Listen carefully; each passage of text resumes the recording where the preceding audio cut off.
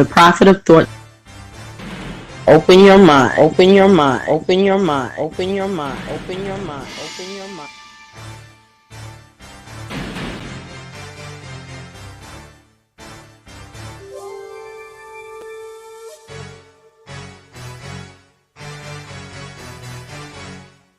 Open your mind. Open your mind. Open your mind. Open your mind. Open your mind. Open your mind.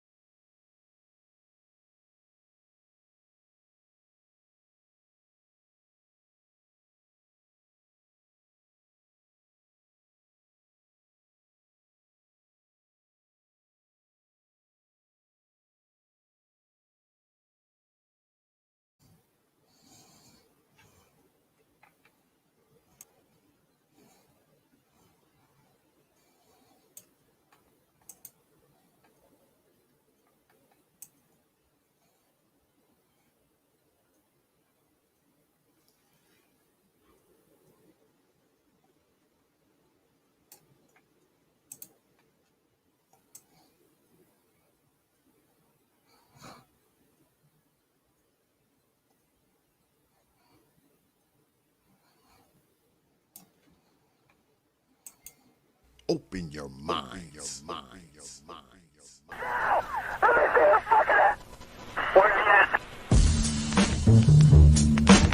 Houses of power. Houses of power. Houses of power. Houses of power.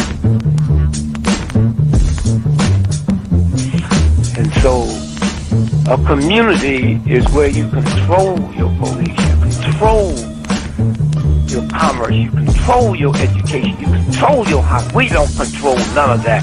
We live in a hood. Huh? Well, what about the Negroes that get out? Oh, well, say, my cousin, they say he's a multi-millionaire, almost got $1 billion. The prophet of thought. 3 PhDs, working on 2 more. Driving down the street in Chicago in his Rolls Royce, enjoying himself, and he hears these sirens and looks through the mirror and sees this cop car flashing lights. He squeezed the steering wheel, man. Heart beats fast. Because he knows the price of a Negro, what it could be.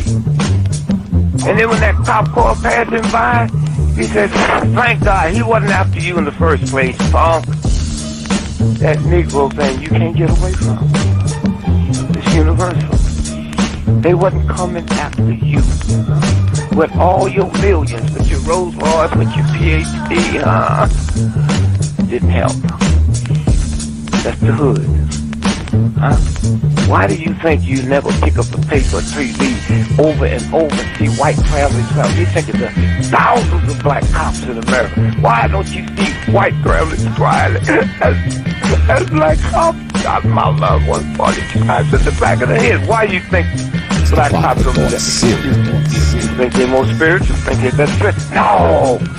They got enough sense to know that white folks ain't gonna tolerate it. And I will stop in our neighborhood when we decide we will not tolerate it. Now, if we was organized, which is hard to organize people who are just gonna run crazy and you don't know you're crazy.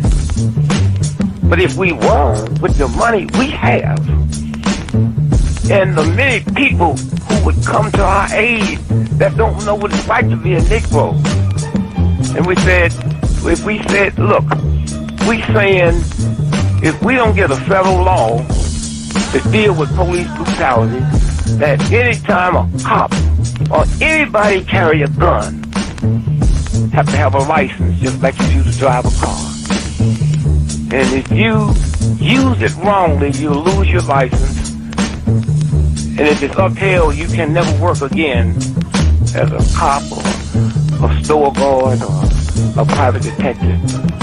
How do you get Congress to push that through? Well, you take your economic power and you call on your friends, black, white, young and old, and say, this coming Christmas, if we don't have a federal law to outlaw police brutality by law, then we call them for a nationwide boycott of Christmas and it'll start on Thanksgiving. Well, let me tell you what that is. 79% of all retail in America happens between Thanksgiving and Christmas. People stay in business all year, lose money just for Christmas, huh? Well, what happens now? Huh? Sac Fifth Avenue, Toys R Us, Sears and Roebuck, Westinghouse. They will get the bill, and all they got to do is make one phone call and say, Harry, that's the senator, I want that bill pushed through in 3 days. Okay, it's an economic thing. It's that simple. But we have the power, but the system has wiped us out so bad. Hours of power. Hours of power. Hours of power. Happy. San Lincoln 6. Go ahead. Clear suspect down, 10-4. That's 10-4. The officer's code 4. We have one suspect that's been shot. Open your mind. Your mind.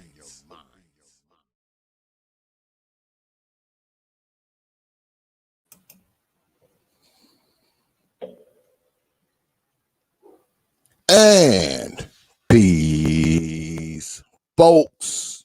Welcome back to another edition of the Proper Thought series right here on the old T.P.O.T. YouTube page. I'm your host, X, of course, but you knew that already. That's why your black asses are here. Tonight, this is a special edition. We're going to be going down with my boy, Supreme King Coon. And I think y'all are going to take some interest in what Brother Supreme got going on tonight. But before we get started, as always, I have to thank you good folks, man, for your support, your like, your shares, your views, your subscriptions, and of course, your hard-earned pennies, nickels, dimes, quarters, and 50-cent pieces. Because like always, you don't have to do it. You don't have to do it, but you choose to do it. Yeah, you choose to do it. You choose to watch these damn debates. You choose to watch these videos. You choose to watch DXL. You choose to like, share, and subscribe, and you choose to drop your hard-earned coins. And I want y'all to know that it is appreciated. I don't get lightly because I don't take you good lightly. I just don't, regardless of anything else. I know I get up here and I talk shit. And I say a lot of things I know you folks don't like. But at the same time, I do appreciate you good folks. I appreciate all y'all out there, man, because I know that this platform has grown, not just because of me, but because of you. So I want you to know, man, that I'm humbled, I'm honored, I'm thankful, man. I'm grateful to all you good folks, man, for all of that and everything that you do. And I want you to know, man, that hey, I will keep pumping them out, man, until I don't know. But I just want y'all to know, man, that I'm grateful to y'all, man. I don't take y'all good folks for granted, man. I just don't. I never do, and I never will take y'all for granted, man. I won't, man. And I just want y'all to know, man, I appreciate it all, man. I appreciate y'all hanging out with me, man, and watching this shit and, giving your input. Some of y'all actually email me and all that kind of stuff, man. And I appreciate it, man. I do. I really, really do, man. And I don't say it to kiss your black butts, because by now y'all know I don't kiss butts. But I do it because I mean it, man. I mean, I absolutely positively mean it. And, I just want y'all to know, man, I'm thankful for that. All right. So let's get at it. I don't know what the hell has been going on with my computer the last couple of days, man. I mean, I might have a virus in it. I might have to scan it for some viruses or something. I don't know, man. It's been acting crazy like the last few days. And it's like out of nowhere. So I think I gotta hit my man. Perfect Black up and my man KIT, man, to see what the hell is going on, man. with my computer, man, because this computer is new. I just bought it a few months ago. It's not like it's old or no shit like that. Motherfucker's been acting crazy all of a sudden. My mic and shit be going in and out. My damn camera be lagging in the whole nine. So got to figure out what's going on with that. But we are gonna do a show tonight, and hopefully by the top of next week, man, I'll have this thing doing what it's supposed to do up in here. So now, what we got going on tonight, folks? Well, I don't want to spoil it for y'all. So what I'm gonna do, I'm gonna wait for my boy to come up here and let him tell you, and y'all can just decide for yourselves. Let him come up here, do his presentation, and just hit y'all in the head with some info. And some of it y'all might know already, because it has to do with the election and the voting and the voting machines and all that kind of stuff. So I'm gonna go ahead and let Brother Supreme go ahead and let him tell it to y'all. I mean, he sent me some literature. I did read some of it, but it was his thing. He brought it to my attention and he wanted to talk about it. So I'm gonna go ahead and let him. Oh, what's good, Brother Supreme? Check your email, brother. Check your email. Yeah, I'll let him go ahead and explain it to y'all good folks in only the way that Brother Supreme can. I don't want to spoil it for y'all good folks, because I think a lot of times, man, we prejudge things, man, without knowing all of it, and I think this is something that we might have prejudged, folks, and y'all will see at the end of this show. But this is a good segue while I wait for my brother to come through. Speaking of prejudging, man, y'all know that we as folks, God damn it, damn dog going crazy out there. Hold on, y'all. Can you go see what's going on with the dog for me? Somebody must be here. God damn it. Yeah. Speaking of prejudging, oh shit, my boy's here. I can't even get a chance to tell y'all my story. I was gonna tell y'all a little story, man. No. You go ahead, man. Go ahead. Like I said, when we had talked earlier, this isn't gonna be a super long show or anything. Okay. Okay. Let some other brothers want to come up later and add their opinion. But yeah, I mean, tell you, and that'll give me time to get set up. All right. Yeah. So a few weeks ago, right? We talking about prejudging. Oh, good look on that super chat, Brother Clue. XSKC, let's get it. Yeah, man. But appreciate that $5, brother Clue. But yeah, speaking of prejudging, right? I think this is about 2 or 3 weeks ago. And I think I told you this story already, Brother Supreme. But I'm riding, me and my wife, I'm driving my wife's car and shit, we had I had just got, as a matter of fact, she had just picked me up, from the shop. So, I jump in the car because, I must drive when she picked me up. When she picked me up, she get right out of the goddamn driver's seat and go automatically to the passenger side. So I jump in the car and we're driving down the road, right? And we go by the store and, my wife is like, oh, I want a bottle of wine. So I'm like, okay, I pull into the store shit, right? And I grab my I had just got a new debit card in mail, right? I was like, shit, I might as well use this, it's got some money on it. So I go to the store, I grabbed I grabbed the bottle of wine and shit, that she wanted. And I go to the counter and, I don't usually carry a lot of cash. That's something I don't do. I don't carry a lot of cash. So I said, fuck it, I use new, my new demo. So I get up there to the counter and shit with the bottle of wine, and I put the damn card in there to use it, but I just got the card, so I can't remember the goddamn number to the motherfucker. So I'm like, goddamn, I tried it like 3 times, couldn't remember the goddamn end. So I said, fuck it, I'm gonna go out to the car because I got another, I got my other bank card out there. I actually know, the number of those by heart because I've had it for a while.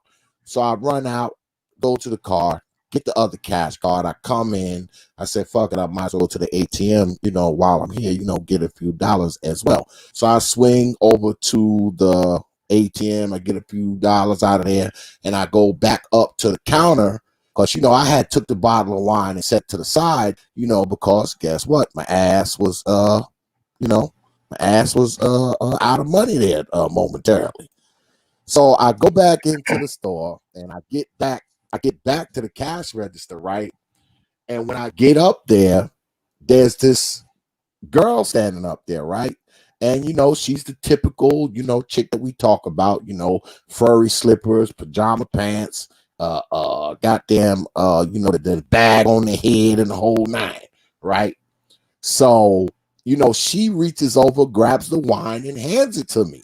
So I'm thinking, okay, she just wanted this out of her way, so she can buy her wine and liquor and shit, So I'm standing there just holding the bottle of wine, right, waiting. So she gets her stuff, she gets her wine and shit, and they bag it up for her, and she walks on out the store, and she's like, "Oh, see you later," and walk on out. So I'll take the wine and I, walk up to the counter, and the brother behind the counter, he's like, "Man," he said, "it's already paid for." I'm like, "It is?" It's like, "Yeah, that girl right there, just paid for it for you." I'm like, "Oh shit." Right? So I wanted to thank her, but by the time I get out to the car, she's already done jumped in her car and left, right? So I get in the car and I tell my wife, I'm like, that girl right there, the one that just came out the store, she just bought, this bottle of wine for me. And she was like, see there, because this is the irony, y'all.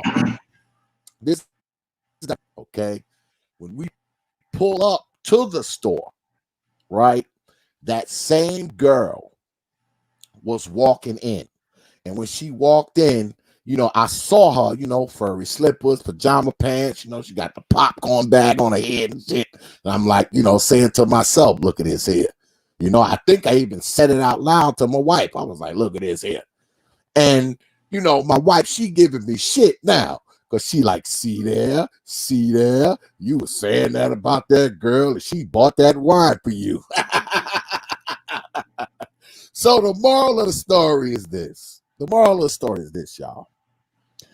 In that particular instance, that particular person, I was wrong. I prejudged that person. Because, I looked at her, I just thought she was some old regular hood booger, because she had the typical hood booger look, and come to find out, she paid for the bottle of wine. She didn't know me. She had never saw me before. I had on my working togs, so I made a joke out of it. I told my wife, I said, well, she saw me all dirty and shit. She probably thought I was a homeless motherfucker and said, well, let me go ahead and buy this wine for him so he can go on up under the train trestle and drink that shit. So what I want to say is this, man. Sometimes we have a tendency to judge people. All right. We make these snap judgments about people sometimes, man. And, sometimes we're wrong, man. And I can admit that in that instance, I was wrong. So, shout out to the lady that brought that wine for me because she didn't know me. All right. She know me from a can of paint and she paid for that shit, man. She paid for that shit. And when she had handed me the wine, I didn't know what was going on. I thought she handed it to me, just to get it the hell out of her way. But she was actually handing it to me, telling me, look, I bought this for you. Don't worry about it. I don't know if she was in a hurry and she didn't want to wait, but she paid for that shit, man. And, you know, if I ever was to run into her again around town, I would have to thank her, man. You know, I probably won't talk about or mention, you know, what I told y'all just now. You know, that, you know, I saw her coming in there with the hood booger outfit on, and, you know, I misjudged. I probably won't say that. But if I do run into her out in, you know, out and about and shit, you know, because Mecklenburg ain't that big, I would have to, you know, tell her thank you and all that kind of shit, man. So I just want to share that with y'all, man. But yeah, Brother Supreme, what's good with it, man? Man, what's going on? What's going on? I don't know, man. I just want to share that little story with the folks, man. You know, Nah, I how I had understand, man. got caught judging somebody, man. I got caught out there, y'all, you know, being prejudiced against somebody. And that same person I was prejudiced against went ahead and spent their money on me, and they didn't know me. But I still say she saw me all covered with dirt and oil and shit. I still say she thought I was a homeless person, and say, you know what? I'm gonna go ahead and buy this wine for this home dude so he could go in the woods and drink it. I still say that. I still believe it was that, y'all. But go ahead, Brother Supreme. Oh man. Well, like I'll say, you know, we kind of did this on the just on our little chat earlier today. And I wasn't trying to do some huge presentation for everybody or whatever, but concerning the election, and I think some in the audience, like maybe the Hood Conservative and maybe Clue or a few others, they may want to eventually come up and chat about it. But you know, when it comes to the political thing, you know, I play it kind of in the middle. I'm not, you know, for either side. Uh, and it's like I'm not a political pundit. You know, I'm not a master of the various policies that each side institutes or who's responsible for what. I do like to read several articles about it to get more educated on those topics from time to time. But so far as following it, no, that's just not my thing. However, as a journalist, there are different side stories that can, and the all of the talk about the fraud when it comes to voting, um, that I believe has more validity than what mainstream media is putting out. And I had a hunch about it, but when I spoke with some of my contacts, my professional contacts, and talked with them about specific things, and when they would send me stuff that run across my desk, and yeah, it I would say led me more into the realm of, yeah, I think it does have a lot of validity. And oh, a couple of things I'll show real quick to go into that. Go ahead and do my little share screen. Okay, go ahead. And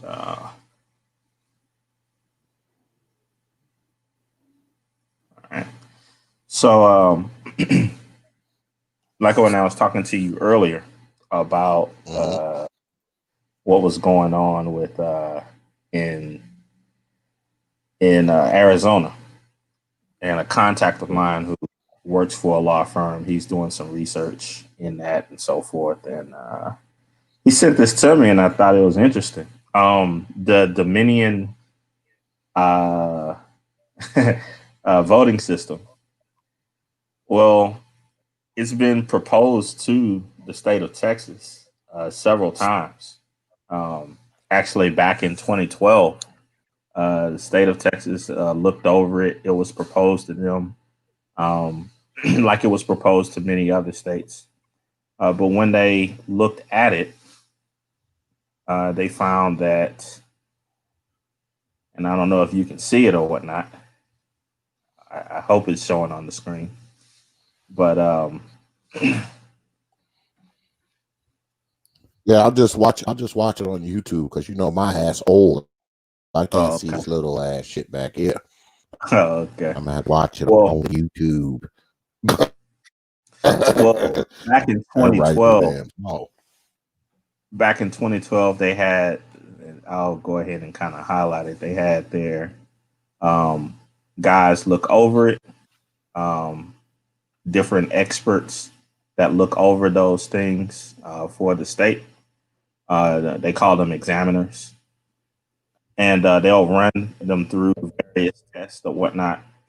And at the end of running it through the test and talking about it, they found that for several reasons, all listed here, that the Dominion voting system didn't pass the test when it came to what Texas wanted for its you know for its voting process. And so again, that's in 2013. You go over to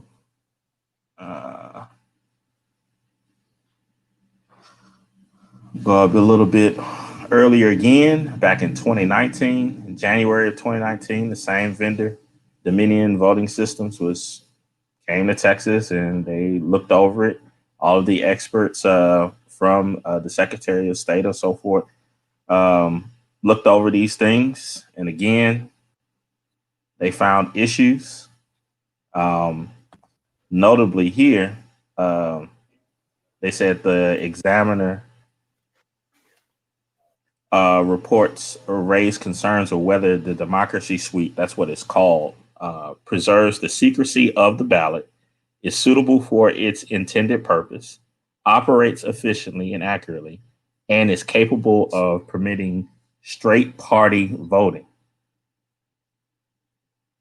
Again, it did, according to these reviewers, these professional reviewers from the state board here in Texas, they said that these devices did not meet the standard. And again, the deputy of the Secretary of State denied certification for the Dominion voting system. Again, you go for this year. Uh, They're asking for you to zoom in on it, Brother Supreme. I don't think they can see it either. I know my ass can't. That shit little. sure, and I'll drop Put all of the these specs links on in the to see chat that. so anybody wants to look at it for themselves. But again, back in 2019, and it was reviewed again this year at the very beginning of the year. Texas again had its experts in electronic data communications to look over the system and to review it. And for the third time, they came up with the conclusion that the examiner reports raised concerns about whether the democracy suite um, is suitable for its intended purpose, operates efficiently and accurately, and is safe from fraudulent or unauthorized manipulation. So again, three times here in the state of Texas, that system was brought to the state basically, and you had multiple people review it, and they said that it didn't pass the test. So um, that's just one thing that kind of stuck out to me when I hear people say, yeah, the media's already stated that there is no voter fraud, and the I guess the government, um, uh, the different government agencies have stated that there isn't any issue with the Dominion systems or any voting systems or whatnot, and Trump is making everything up. And it's like, no, you have, and that's just one state. There's other states that took a look at the system, and they declared that they did not want to use it as well because of issues that they found in how it could be manipulated, how it had accuracy problems. And I'm gonna drop all of those links in the chat for anybody that wants to look at them for themselves. And because I'm not saying take my word for it, you take a look at it yourself. Go check it out for yourself, folks. Go check it out for yourselves. Yeah. Anyway, in addition to that, like I stated, I'm just a little bit about journalism, and there's a specific writer. Her name is Kim Zetter. Kim Zetter. I guess I should go ahead and share screen for that as well. Get that ready.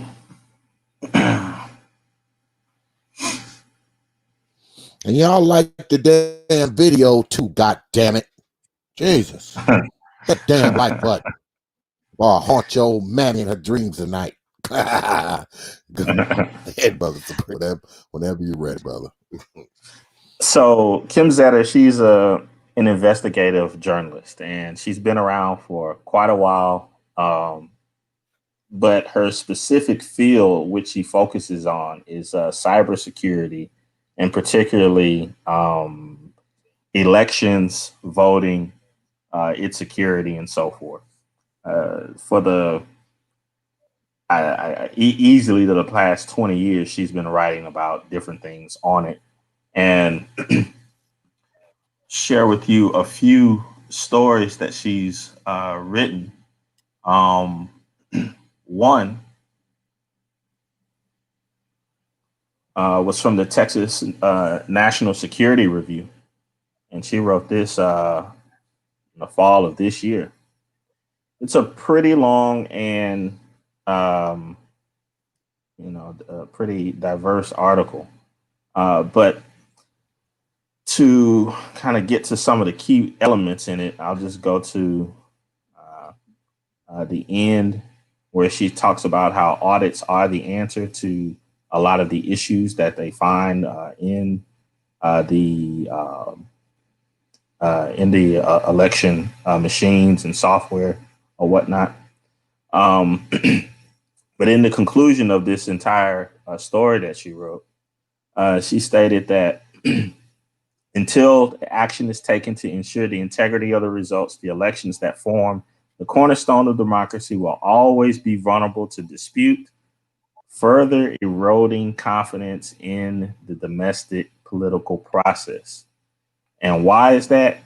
She says again before that although the experts have spent a lot of time and effort in developing a good auditing process, she said the bad news is that the United States is still a long way from having those solutions in place. Now, again, this was written 2020 of this year, but you have coming out of the White or some portions of government and all throughout media. So that was this year. No, everything that's with the election, it's airtight. There's nothing that could possibly go wrong and whatnot. However, that's just one article that she wrote. Let me go to others.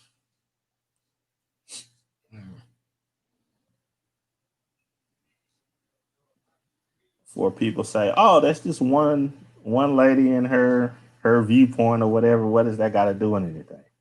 Well, hold your horses. All right.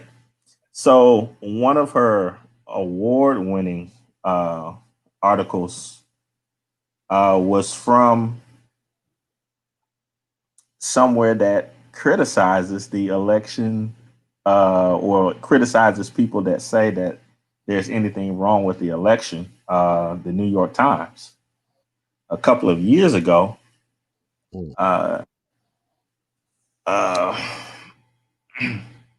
Miss Zetter, she wrote this in the New York Times, which was a feature in the New York Times.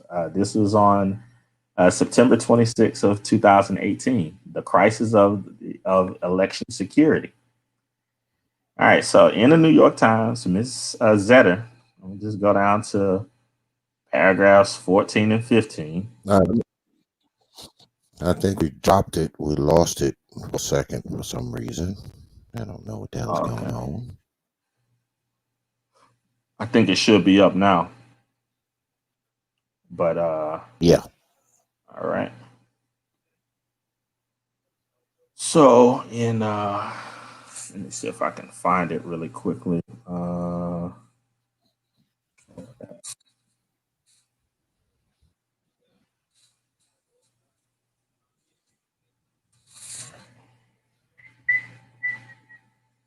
right. All right. And I'll just key off here. She's talking about again the Dominion system, and there's another one called ESNS and Heart Intercivic.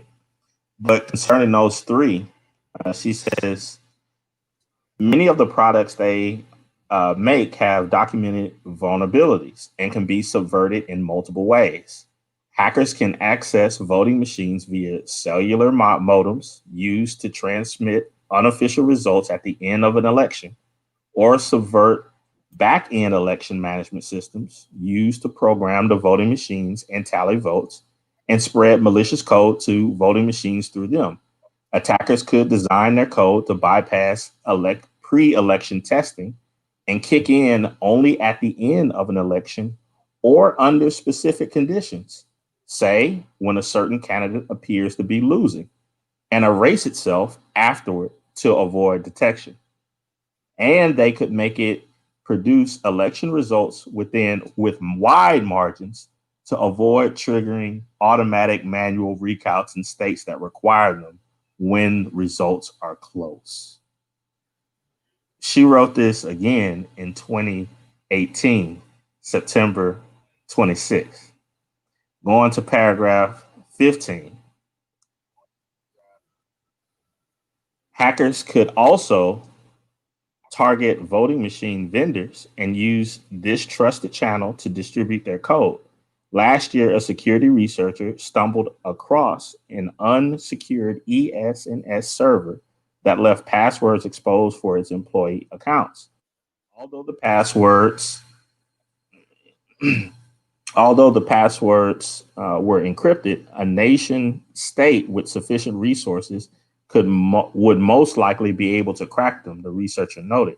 Since ES&S creates ballot definition files before each election for some customers, the critical programming files that tell machines how to apportion votes based on a voter's screen touch, or marks on a paper ballot, a malicious actor able to get into ES&S's network could conceivably corrupt these files so machines misinterpret a vote for Donald Trump, say, as for one of his opponent, or vice versa.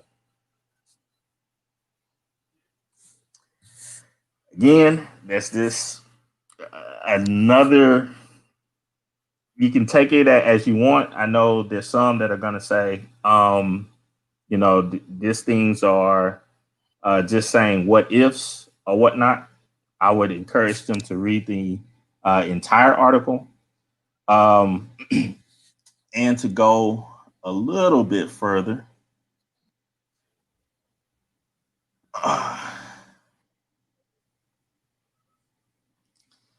The same writer.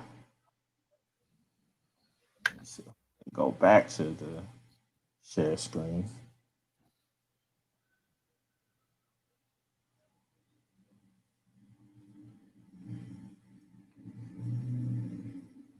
I don't know what the hell is going on here.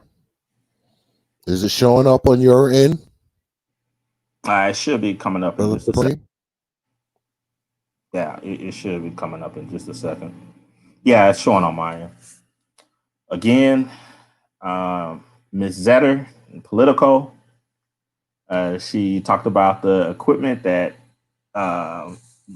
problems that took place in Georgia during the absentee ballot count. And in it, she writes again about the issues that took place with the voting system made by Dominion.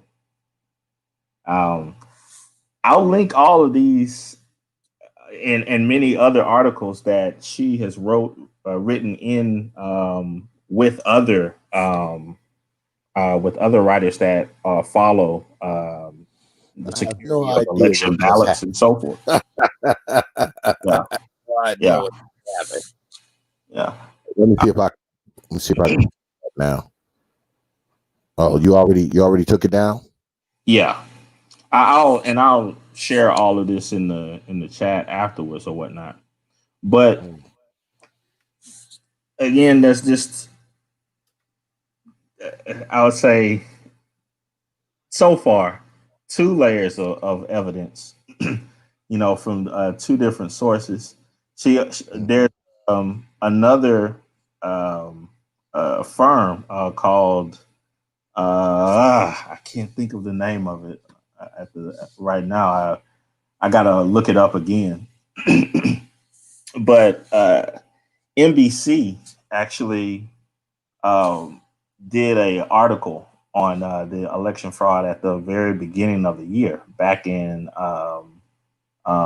January of this year, and I thought it was interesting. They did an investigative report on it, but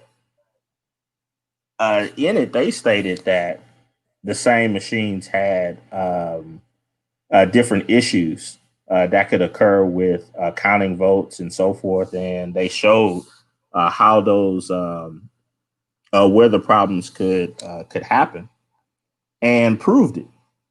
But then you have the same media outlet now saying that everything is perfect, and I don't know, that just seems kind of hard to believe that when you look at all of these different sources of people that just last year were saying that there were major holes and issues with a lot of the machines that were used.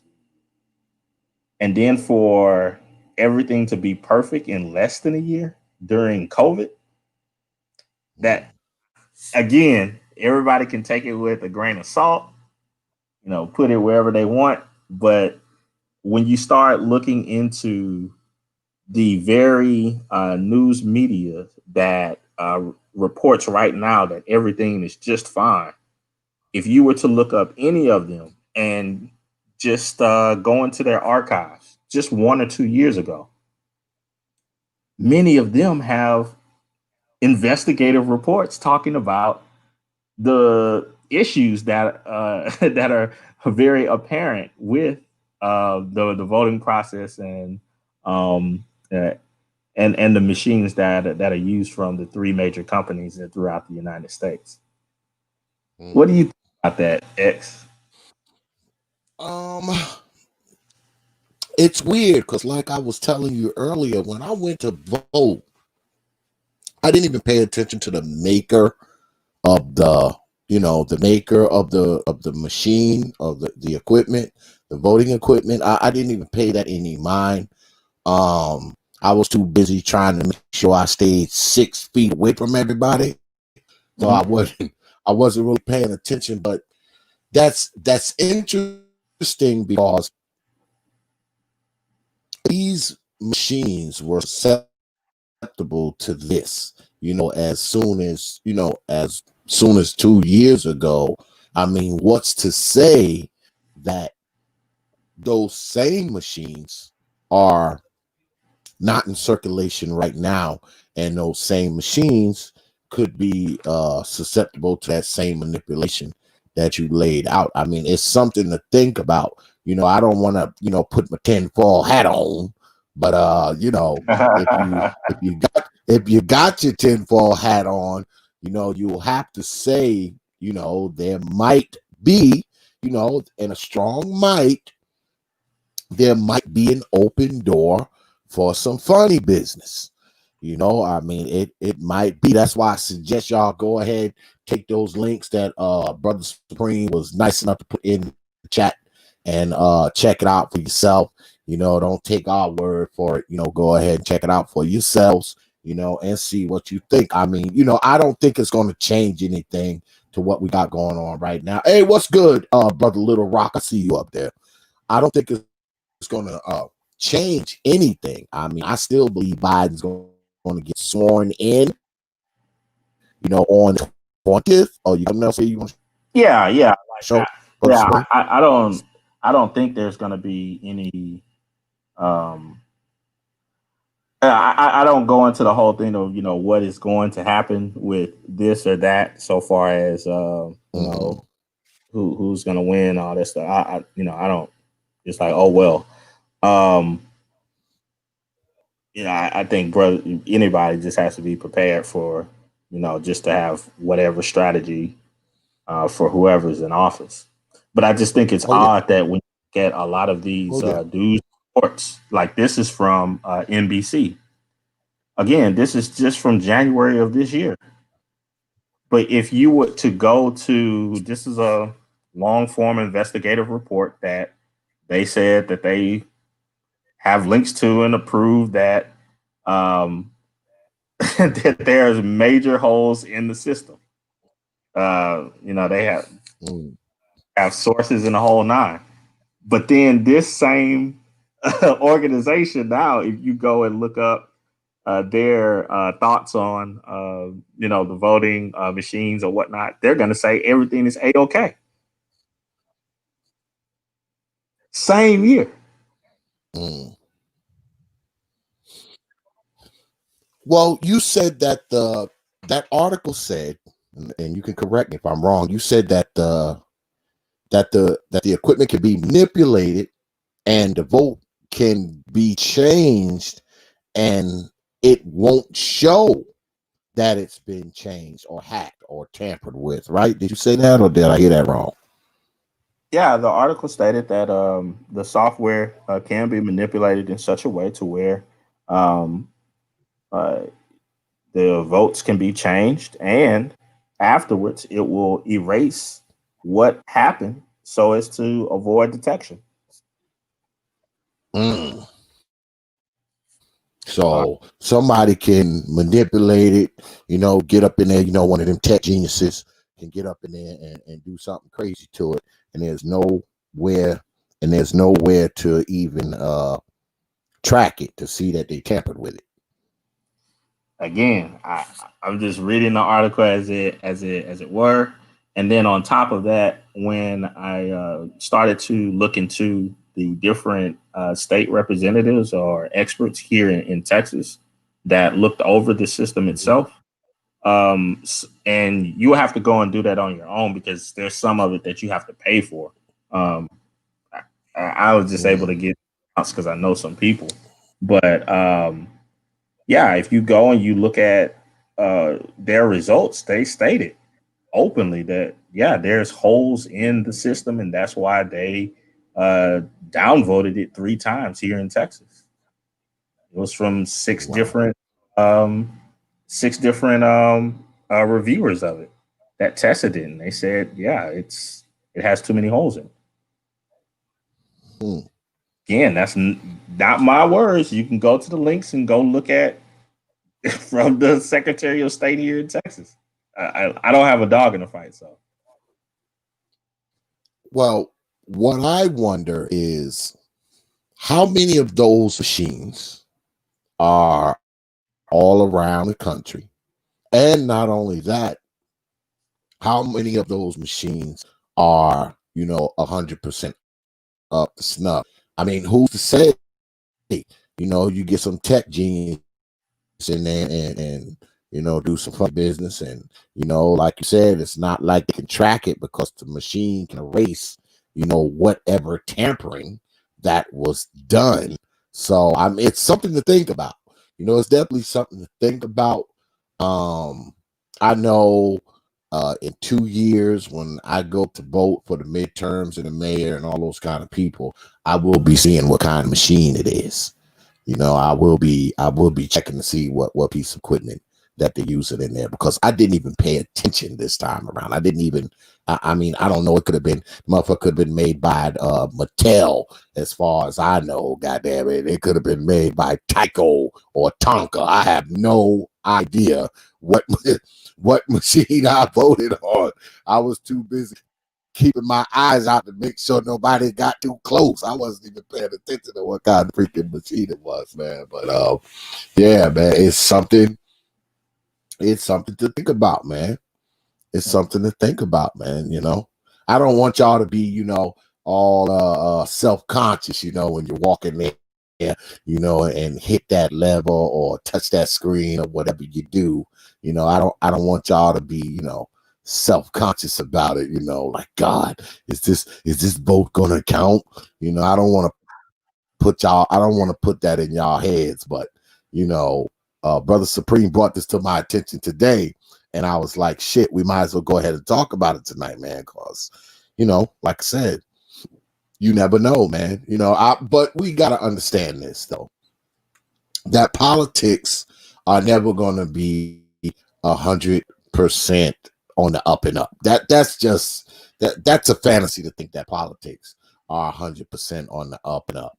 If they goddamn if they're 50% on the up and up, I would be shocked. So, they're being able to manipulate ballots and electronic voting equipment. That shit would surprise me at all. I mean, I wouldn't be surprised at that kind of crap, man, because we talking about politics, and politics has got to be one of the most corrupt damn things in this country. Yeah, That's just my belief. There's other research that I came across. I just don't want to make the show super super boring, but some points that I thought that stood out. Kim Zetter and a couple of other people from, I guess that from the government, actually, that she has back and forth with on Twitter and other places. By the way, she's and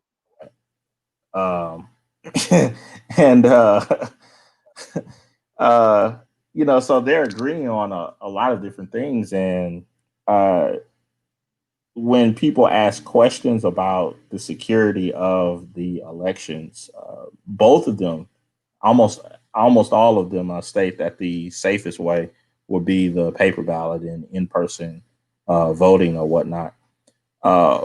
But there's various sections where if you go to the experts, they state that they were certainly not prepared for COVID and all of the different holes that could happen within the voting. So what they're telling them via the media to people that, oh no, this is the most secure election of all time. It's like, no. I mean, for me, I don't believe that at all. I don't believe that, because they were barely showing stuff in 2018. And there's reports to show how some of this stuff got cracked in. So I'm like, it's like, come on, how did you get everything together? Especially after just getting the series of funds that you needed for the new stuff at the end of 2019.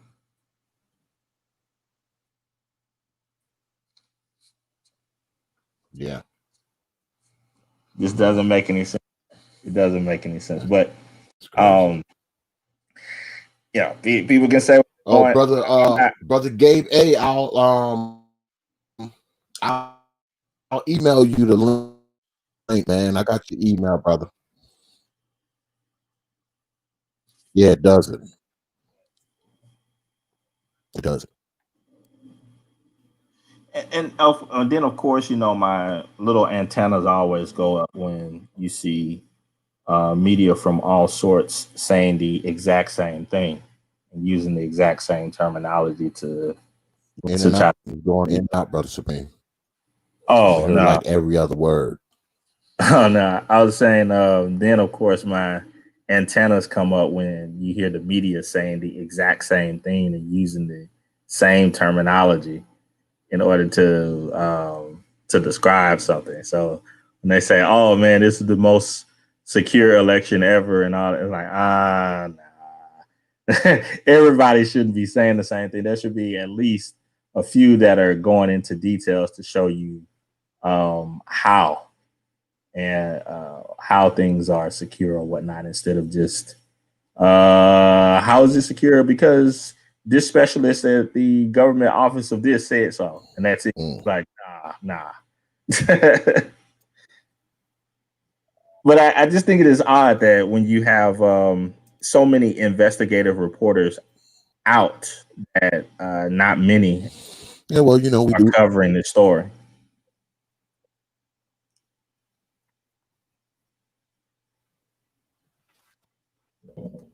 Yeah, I mean, I'm just a true believer in that. I'm a true believer that the media is part of the machine. They are part of the establishment, man. The media is part of it, man. That's all I can say. I mean, this is what puzzled me, and I can't say this shit enough because I sat. Okay, I did like a 6-hour damn stream, election night. Me and brother Jay Shine, and what I couldn't understand was they wouldn't call these states, and these states had 95% of the votes in, but they were calling other states that had 80% of the voting, 85% of the voting. And I'm like, wait a minute. Y'all have been calling states all night with only 80%, 85%, but you got a state with 90% and you won't call that. That took me for a loop because I'm like, that doesn't make any sense. They're like, oh, we can't call it. Like, wait a minute. I'm like, wait a minute. We've been calling states all night. Yeah, like Alaska just got called a couple of days ago, and some people still called North Carolina, and that's been done. You know, that was done like election day. So yeah, there's a lot of weakness into it, man. You know, like I said, I'm not saying either for either party or whatever, but yeah, there's a lot of weird occurrences. If I was to, yeah, I don't get that shit at all. I mean, it lost me on that one. oh man, but yeah, like I stated, I wasn't trying to make it some type of long drawn out thing. I just think that uh, people should investigate things a bit more. Read what media stated just a couple of years ago. I mean, 2018, 2019, all of these mass or mainstream media outlets, there's a great variety of them that were saying the exact opposite thing of what they're saying now. I know three of them: NBC, uh, the New York Times, you had Vice, you had ABC. All of them had investigative reports on these machines last year or 2018, where they were saying the exact opposite from what they're saying right now.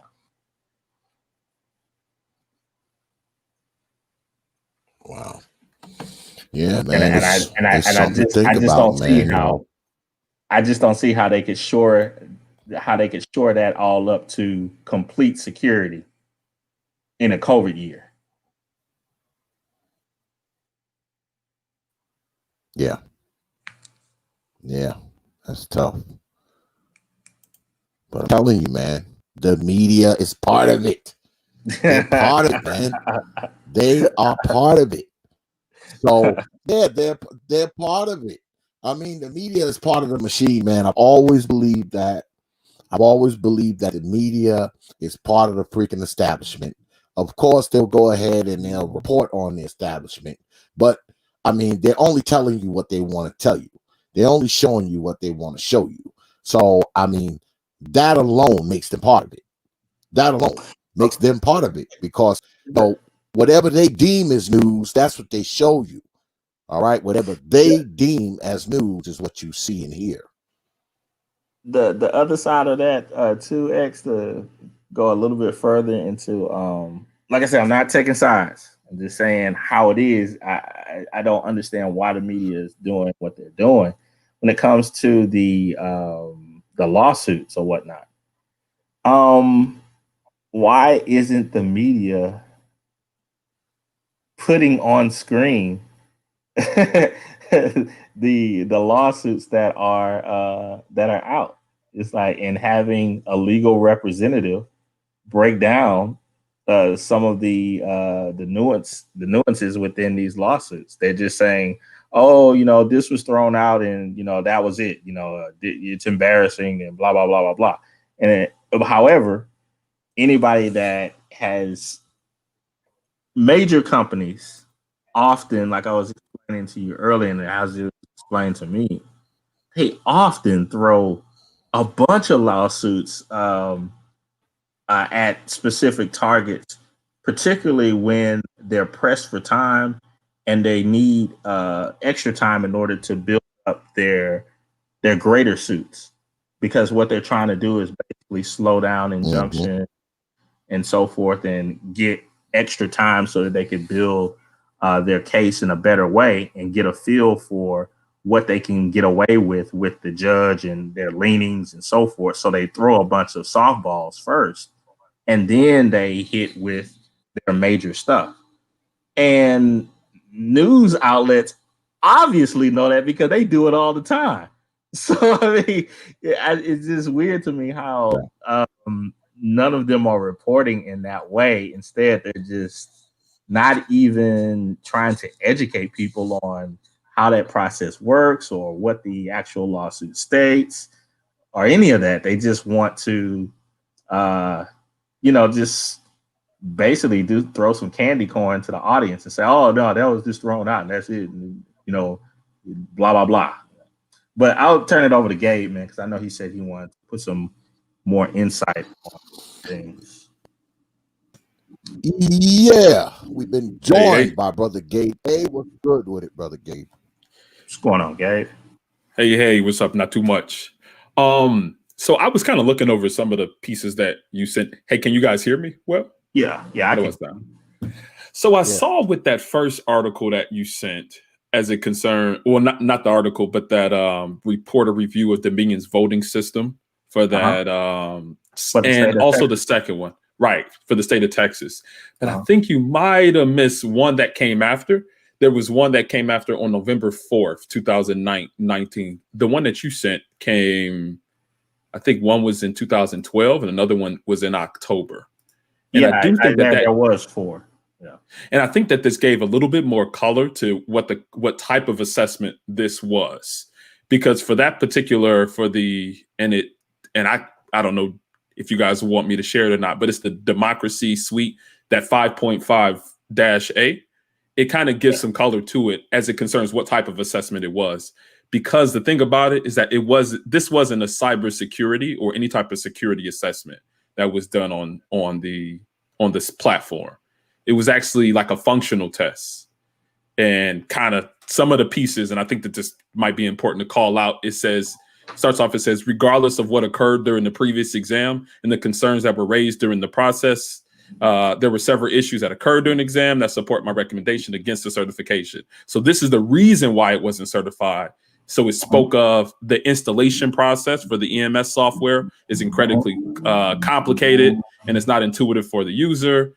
Another one mentioned that the system required the technician to manually install every component, and it keep going on. During the installation, the system also generated default file paths, which the user was required to change to a different file path. I mean, and then it kind of got into another software package, the ICX Prime MBD. Again, it included an LED light to alert poll workers to potential issues and a USB port. So I kind of bring this up to say that this was a functional test, that this had nothing to do and it had no type of cybersecurity implications to it. So that was the reason that the certification was rejected for this software. It wasn't a cybersecurity issue. Kind of wanted to bring that out there.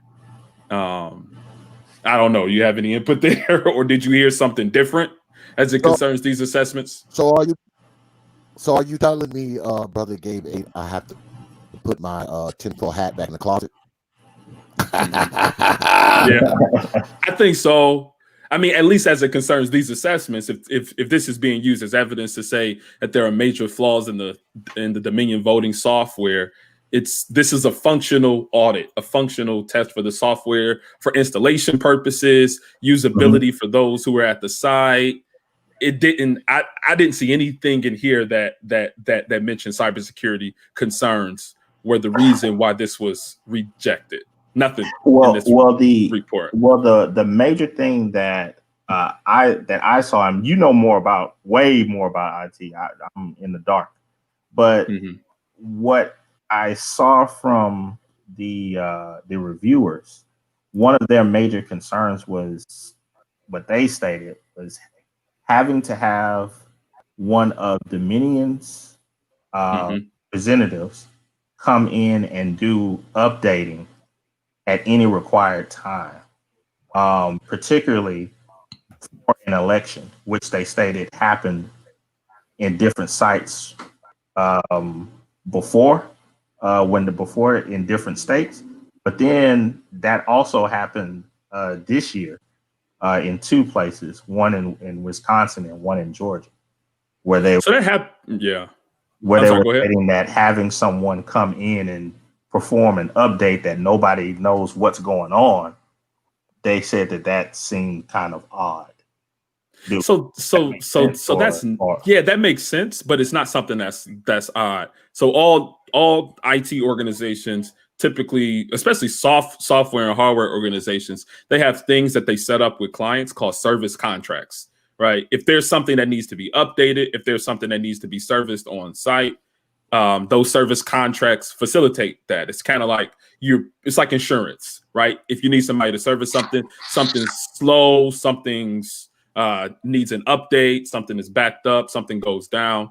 Those service contracts from the IT organization, it facilitates those interactions. So just because somebody came in to service it and no one knows what they did, that's that.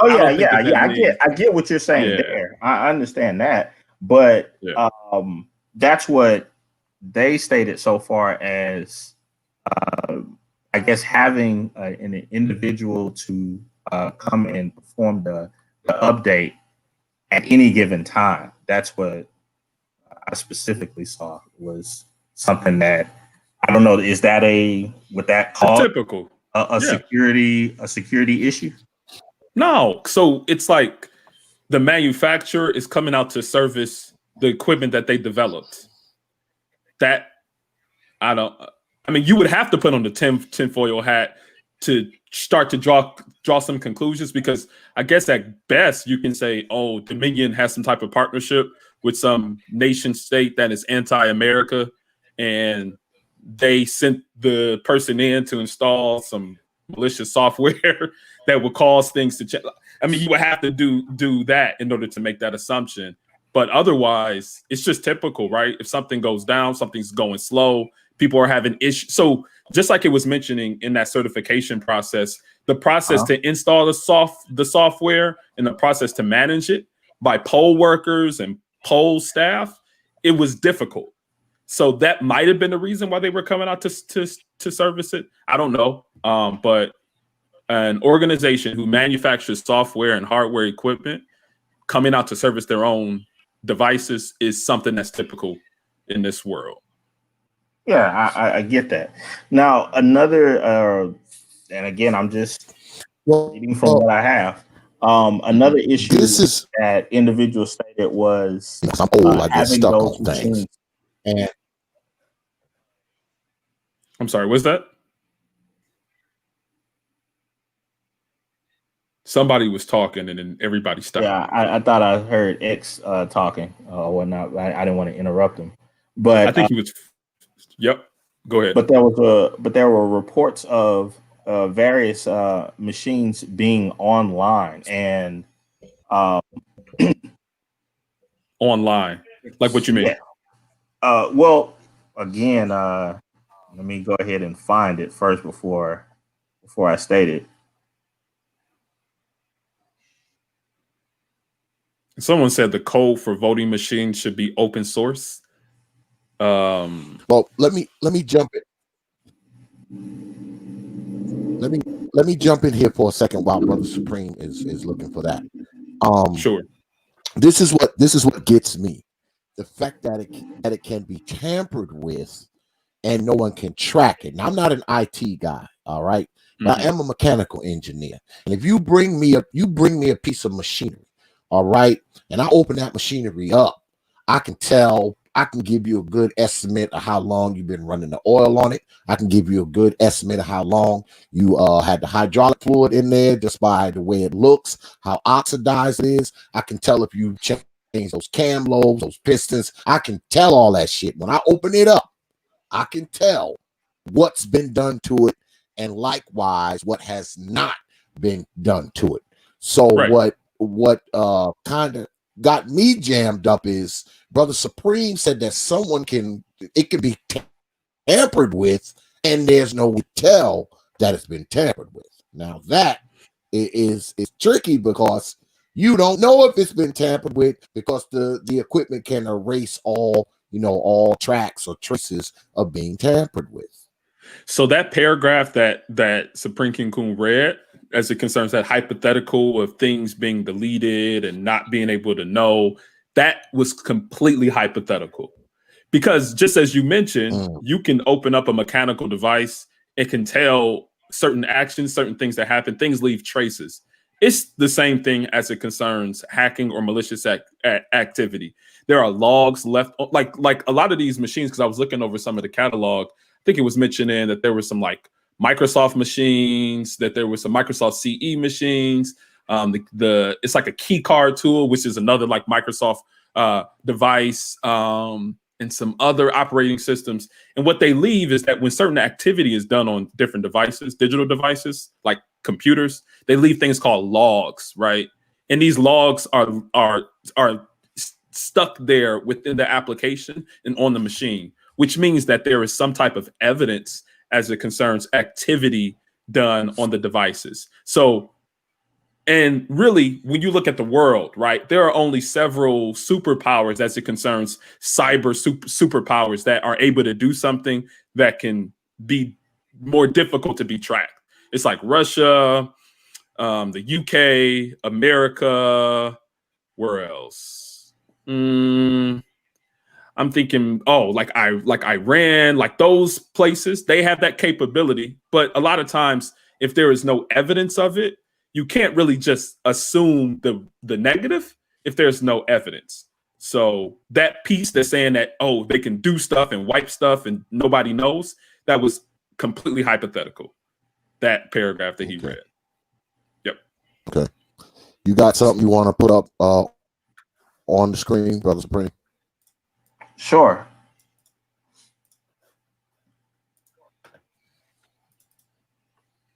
And again, I think that you were mentioning too, like you don't have a dog in the fight. I don't have a dog in the fight either. But as like a cybersecurity practitioner, I think that a lot of times these things can be said or things can be said about certain things that were done, but then it really isn't founded upon evidence. There's no evidence. And, the big boy players, right, in the cybersecurity game, they haven't found any evidence of it either. And typically we share information pretty frequently. But go ahead. So again, from the article that NBC put out, I'm just going from the research that they put into that so far as covering those three systems, ESNS and Hard InterCivic. They had a company named Motherboard. I don't know if you've heard of them or whatnot, but I heard of Motherboard before. Yeah. So it says Bridges told Motherboard he did not act on the information he received, advising all of the counties to disconnect their systems when not in use for elections. He was surprised to learn last week from Motherboard that there were still systems online. He contacted the counties again, and Skogland's group could see that all of them had dropped off except for Milwaukee County system and another county they had not reported to Bridges last year. Okay. if you go on even further, basically they were stating that these election machines in this article, and I put it in the chat so you can take a look at it. Maybe I'm having something wrong or whatnot. Maybe you can enlighten me. But they were stating that Motherboard told all three of these makers and also the counties that they should not have their machines online, and because it opens up a wide variety of security holes. So that is so general. You, but go ahead. Okay, so again, I'm reading it too while you have it up. Yeah. So there is not a wide variety of security holes, right? So one thing that they're speaking of, the people who did this analysis, that they found that there was some internet connected voting devices that were online for this specific Milwaukee County, whoever these guys are, right? But there are certain things that are in place. So I see that there's a mention of SFTP. So FTP stands for File Transfer Protocol, but the S in front of it means secure. So that means that there's encrypted file transfer protocol that was enabled on some of these services. And it also mentions that there was a firewall, that these devices were behind a firewall, but they were discoverable on the internet. And it also mentions that there was a VPN, a virtual private network. AnyConnect is a Cisco product, right? That was enabled. That could be a potential pathway, but a VPN means that even though it can be a pathway, all the traffic is encrypted. So, and a bad actor, a hacker can't really tell what the traffic is. It'll just see gobbledygook. Yeah, it can be so I'm saying this to say that these particular people on this article did an analysis to see that those voting machines were online. And then they created hypotheticals as it concerns how they would exploit those vulnerabilities. Nothing was done. No evidence was found. And it doesn't present a conclusion to say that, hey, these things were tampered with. These are hypotheticals because they saw some devices internet connected. Doing to just make that clear. Yep. Right. And one of the issues that came into play from my little pea brain that can understand is that the protocols that were set up was for them not to have them connected to the internet, or if they were, to have them disconnected after they were needed for a specific use. But throughout the article, the motherboard was finding where you had machines that were online for way longer than that, which kind of makes you wonder why. So there would have to be some visibility into what the policies were. So like the internal organizational policies. And also, who knows? There could have been updates that were being done, like some periodic updates being done by that organization. That happens, right? There are internet connected not nuclear plants, but electrical generators, right? By like a Siemens or somebody, right? Or GE. They have a persistent internet connection into large generators at electrical utility organizations. That doesn't mean that there's malicious activity happening. That means that connection is there, typically for some type of servicing that happens for that equipment. So just being internet connected doesn't equate to malicious activity happening.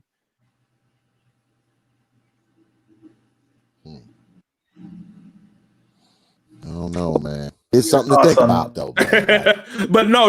I'm just here to just kind of really just because people draw a lot of conclusions about it. I'm like, yo, nothing is conclusive about the evidence. It's not.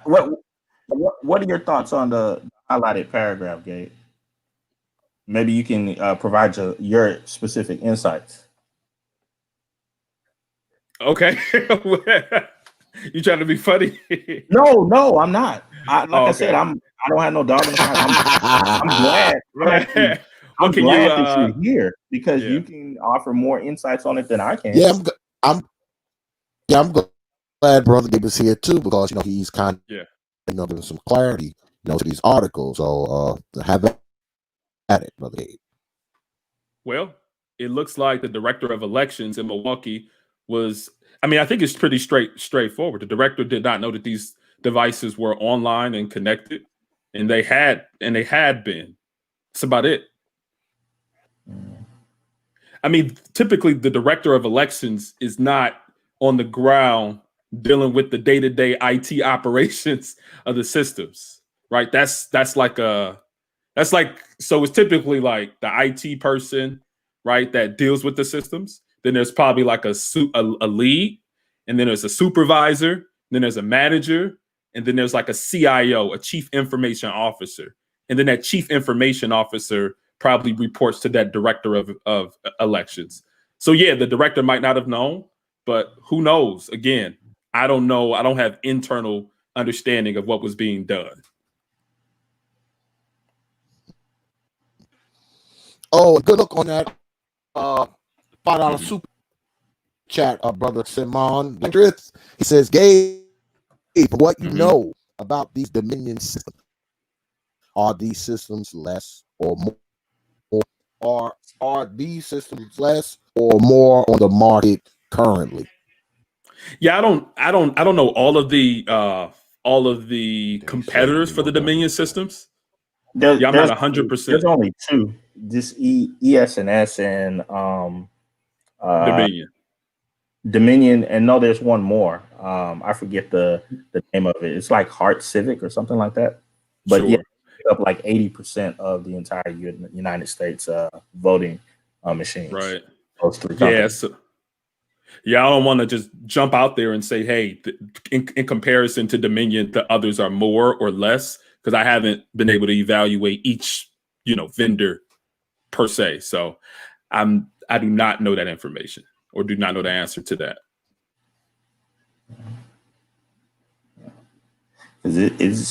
Yeah, I think he wanted to know, are they less or more secure? I think that's what he's. Yeah, I don't know, because I haven't been able to look at the security of the other vendors. I just was able to see the reports that that SKC had put up, and I was able to look at those, at least from what that audit was that they did.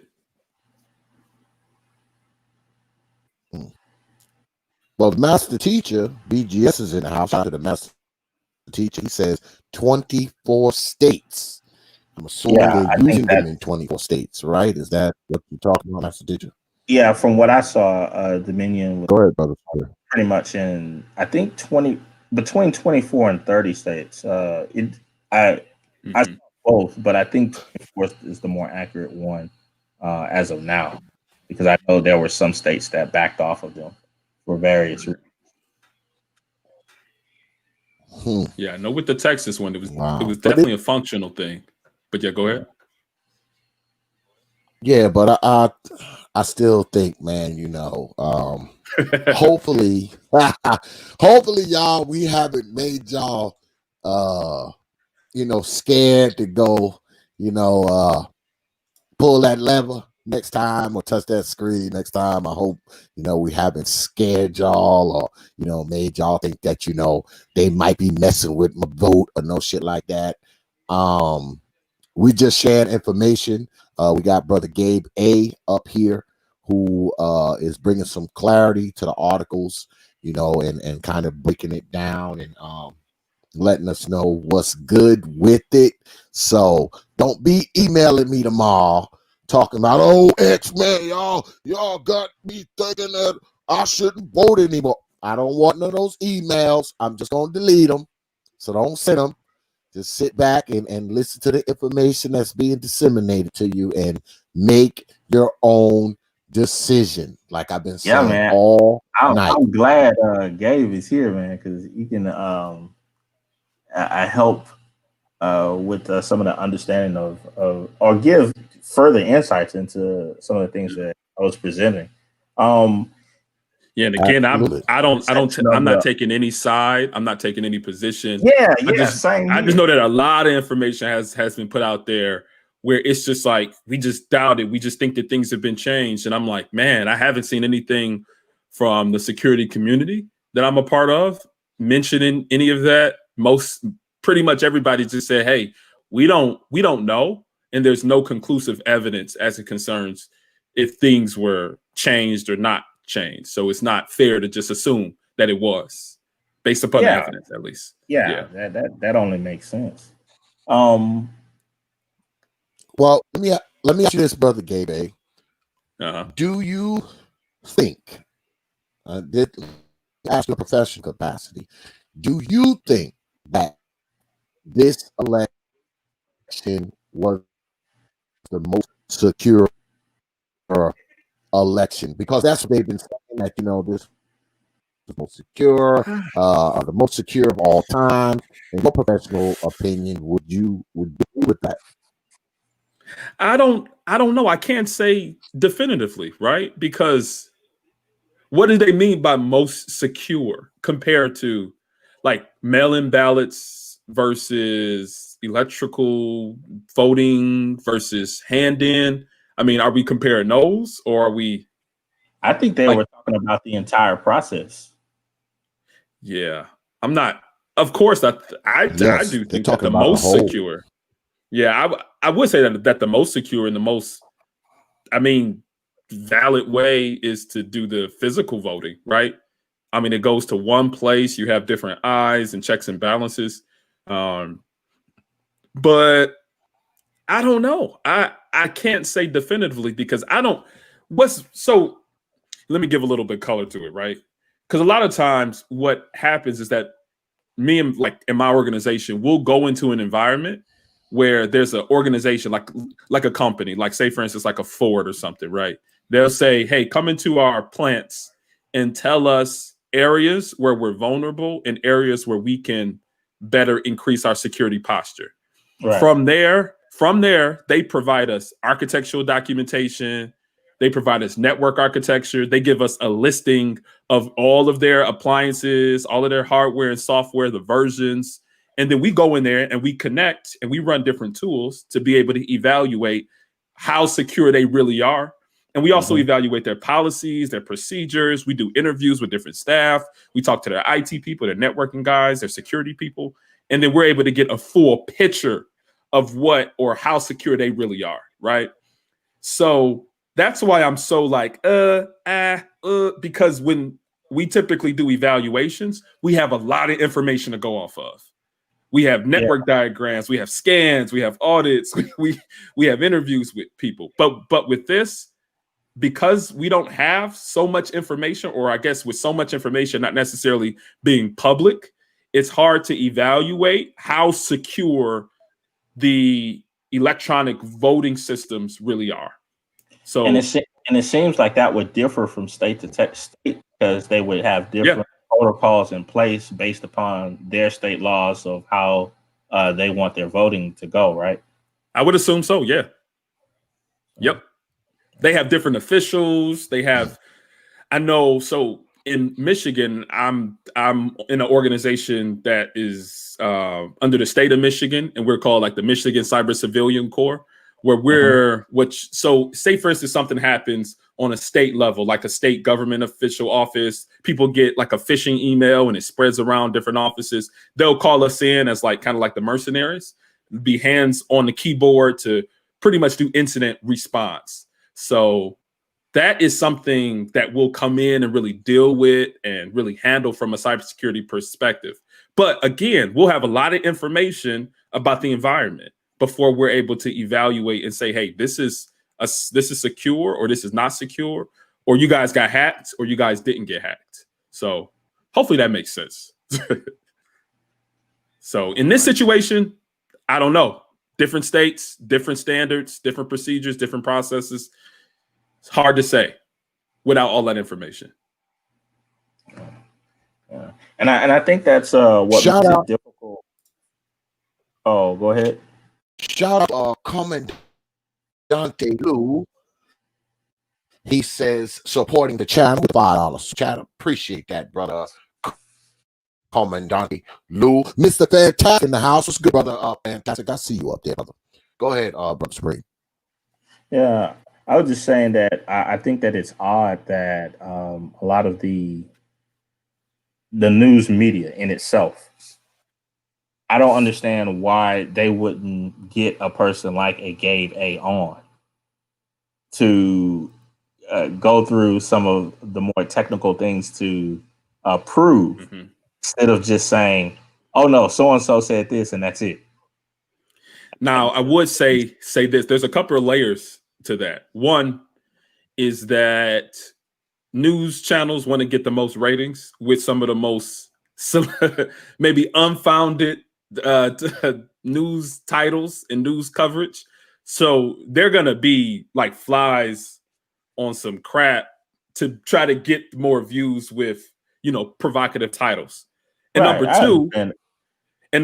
I would say what happened typically after an organization or a group or a state or government facility, soon after they're breached, they don't come publicly immediately, right? They'll employ some type of security firm that does incident response. They will talk to their legal to check for the legal implications of them releasing this information. They will get with all types of internal entities before they release something publicly. So if something did happen during these elections in different states, the media would not be the first to know. Right. That organization will come out with a rollout plan for what that information they want to disclose about that security incident. So I would Right. say that. Yep. Right. Now that's the that side of it, and I know the media side of it. So the media, obviously, they would not know those things, but they put people on the ground to dig those things up. They would get into all of the sources that they have, the connections, the investigative reporting would take place. And Sure. I think that it's very odd that you don't have any of them doing it. They don't have any of them doing any of them doing the investigative reporting the No, investigative reporting about this incident. I see what you mean. none. Not even on the more simple stuff, like take for instance, looking into some of the lawsuits that are taking place. I mean, we've seen from the desk that I've been through, those individuals edited that would say, okay, I need to see a breakdown of these lawsuits on screen. Let's get a lawyer in here and let's have him break it down to the layman. So do you think it's an element of like competition though? Of like the stations, they're like, listen, we got to get information out as fast as possible. Doing our due diligence comes second to us getting this story out. Do you think it's an element of that, or you No, just think I think it's in I think it's in there's an element of I don't want to put my 10 come on, put it on. No, just wait. But I will No, say this. I will say this though.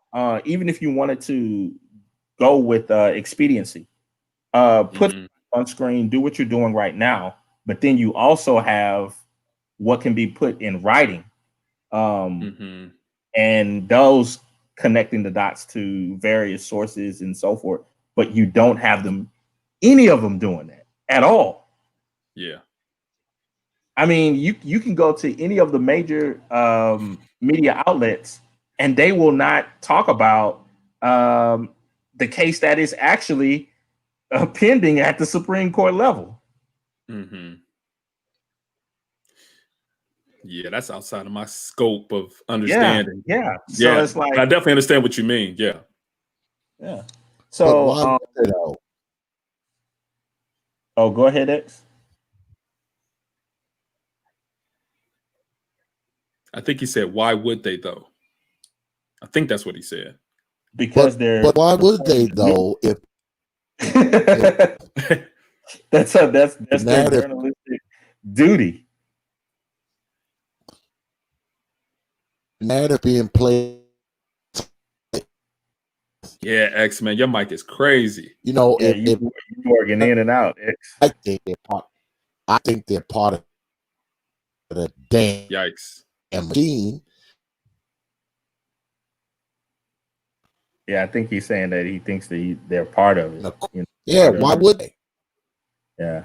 I mean, the more that they avoid doing it, I think it's going to make more people feel that way, as though they're, more or less control. But Look, but because when they avoid stories like that and then focus on other things, because I mean, and again, this is where the part where I think some people will say, "Oh, well, you must be for this person or that person." No, we saw these same news industries appreciate that.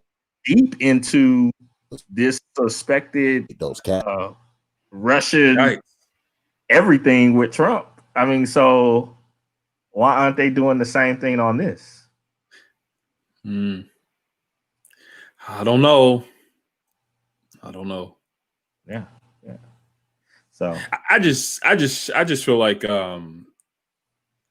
because we don't know definitively, all we can really do is speculate. And how much speculation can we act upon? Right? I mean, yeah, we can maybe believe that it is leaning in the direction of one of those speculations, but at the end of the day, what do you do about that? You say, I'm very sure that this is the case without necessarily having all the evidence, but I feel like, or I believe that this is the case. What do you do with that? How can you act upon that? well, I think the same way that you act upon it when you're dealing with something technical. I'm pretty sure there's sometimes where you are trying to troubleshoot something and you have a hunch based upon certain things that are completely xed out of the picture that you know that it can't be, but you have suspicions of it could be this, or that. So that leads you to understand that the issue is going to be within this specific realm. And I think people can do the same thing when it comes to media and also this whole election. See, and that's one thing that maybe there's I am legally bound to only say for instance there's like an incident response. One thing I told you, right? An organization was hacked. I came in there, I did the analysis. I got all my data, all my artifacts, all my logs, all my forensics data and whatnot. And then I did my analysis, right? I am legally bound to only report on what I 100% know. I can't report on any hunches. All I could do is test to see if the indicators are there for that hunch. Right. And if those indicators, but if those indicators are not conclusive, I cannot write down that hunch is sure. And that's the whole point, Gabe, is this. Let's say if you look at it from a technical aspect like you're doing. Sure. Could you write in your report? Yeah, there's absolutely nothing wrong with the system at all. When you know that there's some gray areas here that I'm just unsure of. I can't say that there are gray areas. I can't say that there's nothing wrong. All I can say is that this was found. And I need to correctly and accurately present that. Correct. But when we put that in terms of the media on these specific issues, they're saying unequivocally everything was working perfectly fine. Nah, I don't think. Well, without internal information, everybody else is going crazy. I see what you mean. Blah, blah, blah. And it's like, no, you have a journalistic duty to say, as per our sources, as per everything that we understand thus far, and you list them, that there has been nothing that has been confirmed, but we can neither confirm nor deny. True. I absolutely agree with that. The journalistic, objective way to report that. But when you're leaning towards one way or the other, it seems as though you have some type of, So, I mean, that's why people can say, if you have media outlet 1, 2, 3, 4, and 5, and 6 that are all having this specific leaning, even though we know for a fact that they do not have all of the information. Yeah. Well, what does that tell you? I absolutely understand your point. I get it. Yeah. I don't know. They don't know, but they're saying that they know. Yeah. Them saying that they know without knowing is the problem. That's what I'm leaning, and that's why I even looked into it, because I was like, whoa, I don't have a dog in the fight, but at the same time, it's like I do know the media side of things, and if you don't have primary and secondary sources, right, and you don't report on the stuff that you do not know, what are you trying to do? I don't know. And that's where I mean, if that was IT, if that was IT, okay, like, man, this dude trying to upsell me or something. So yeah, T.P.O.T, we can hear you. Yeah, we can hear you, T. Well, yeah, I don't know what the hell is going on with my microphone and fucking, I don't know. I got like 4 microphones in here, and I switched to this other one, and it's fucking up ever since. I might switch to the one I just bought. So gotcha. I'm gonna use it for the rest of the night. I won't be using this motherfucker again ever. Got it. Yeah. So I mean, that was the main gist of what I was saying. Gabe is not so far as trying to prove one way or the other, but just putting the question mark out there is, why is the media only reporting one way on this instead of trying to dig deep and get more information on whatever, you know? Right. Yeah, I don't. There might be firms that are actually investigating this right now, and we just don't know. I think only time will tell, right? Because I think that over time, motives become way more clear, more evidence is found. So I think that I think we'll know over time. Yeah. Or we'll know more over time. Let's say that. and would that even be cool? Like, say if I was reporting on it and I said, hey, we contacted Motherboard and they're doing a report right now. As soon as we get the information on it, we'll share it or whatnot. That sounds much. You might lose out from to the other stations by reporting inconclusive, right? Taking a strong position tends to be more attractive than saying more to come. It's like a to be continued, right? People are more salivating over what's juicy and what they say they actually know. You see what I'm saying? So I guess that will work in your field, huh? Listen, hey. Yeah, man. You'll get far away from somebody that's trying to tell you stuff definitively, and absolutely. Oh yeah. No. Oh yeah. Like people in the security community that say things are definitive, like, hey, the Iranian hackers were here, and if it's found that it wasn't there, oh man, that person gets shunned. That person gets shunned. Oh, they're done. They're done. People don't trust you anymore. Yeah. People trust accurate information in the tech field rather than hypothetical. And that's why I was saying, Gabe, I don't understand how some of these same outlets that just last year, many of them had reports saying, no, there's definite holes and blah, blah, blah. Now, less than a year later, they're saying everything is absolutely secure.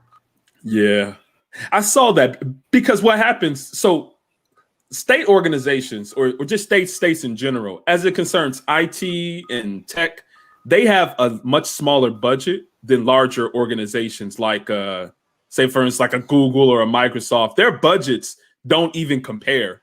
Right. Like they pay IT, state or federal government professionals a percentage of what people make out in consulting and big tech. So that's one piece there too, right? That maybe they're the affording the up-to-date software and the up-to-date systems that would guarantee more of that security. That could be a whole, right? So I know that is a piece because state government has no money towards IT, almost none.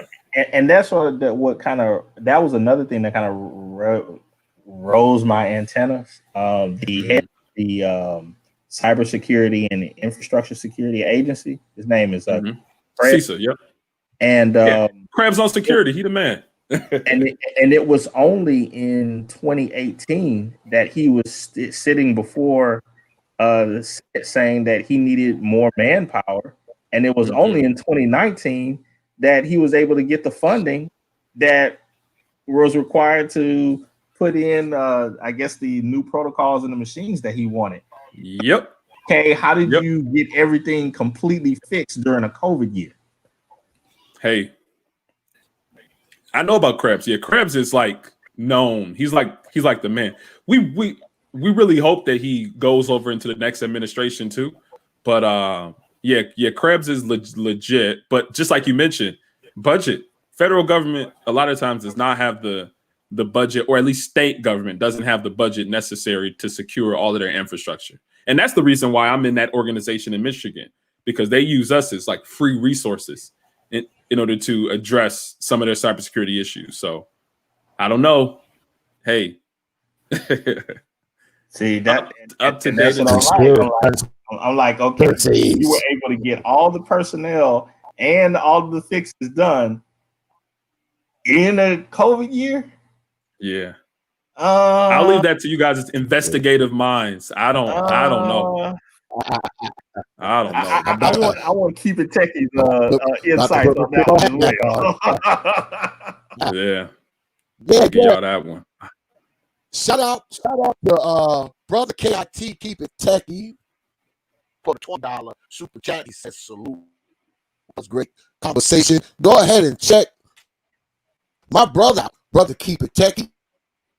As y'all all know, brother Keep It Techie is the official timekeeper of the T.P.O.T debates. So get on down there and check out Keep It Techie.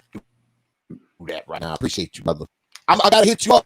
I'm gonna have to. Brother KIT. Me and you need to rap because I don't know what's been going on my computer, brother. So you need to get with you because your mic right now is jumping. Yeah. I don't know what the hell's going on. I don't know. I might have fucked around and got a virus in my shit.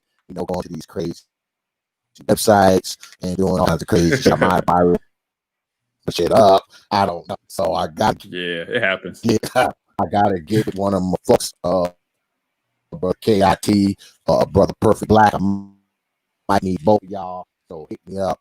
We gotta get together like tomorrow. So I hope y'all are free. Hit me up as soon as you get off work, or as soon as you don't or whatever. Hit me up, please. Hit me up. Since you're up here, Gabe, I know this a little bit outside of your profession, but I just like your opinion. The reporting of the lawsuits. I mean, doesn't it seem like it would be a bit more sensible for individuals to go into the more of the details of that instead of just saying, this was kicked out. No, this was accepted. And then that's it. So I've heard some of the reported, because I know that. So some of the initial lawsuits was to stop the count, right? As there were counts occurring. Is that accurate? Yes, but did they tell you why? Why they didn't, why that didn't go through? No, why they were trying to get the count stopped. From what I've heard, because I haven't checked into everything, but I don't know the exact reason why not. Okay, so now this is some of the reporting that I think that is piss poor. Some would just leave it at that as, this party is trying to I would say put this lawsuit in, and they want to just stop the counts and the votes or whatnot because they're losing, Right. they're up or this or that. And no, that's not the reason at all. The reason at all is that some of those lawsuits are saying, "Hey, we want the count to be stopped so that we can put the individuals in place that are supposed to be watching the influx of new ballots that are coming in." Now I've heard that too, right? And so So there were without like that the poll information, it kind of watchers, right? seems, yeah, without that information, it seems like just putting up this thing of, oh, they just want them to stop because they're losing or something like that. It's like, no, there's a lot more detail to that. And then there's additional reasons to that. So I don't know. You believe that because there is inconclusive evidence for a lot of these media assertions that it implies some type of coercion or some type of manipulation. Well, no, I'm saying overall, that we obviously know that some of the media are biased towards some yeah, ideological views towards each party. That's an obvious. absolutely, very obvious. However, I think that it goes a little bit beyond bias when you say stuff like, we want the American public to understand how the process occurs, and Yeah. then you don't report on how that process occurs, even though your entire staff knows exactly how that process happens. Yeah, I agree. It's like at that point, it's not a thing of not even looking into the information. It's like, no, you know the information, and Yeah. now withholding certain information to keep your audience almost misinformed. You want to propel a narrative without that has unfounded proof to back it. You're saying like this is what happened. It's like like a manipulation of Yeah. It's like you saw somebody, you're outside of your place. I don't know, you're outside of a store and you saw somebody open up a car door or something, and somebody else comes by and they're like,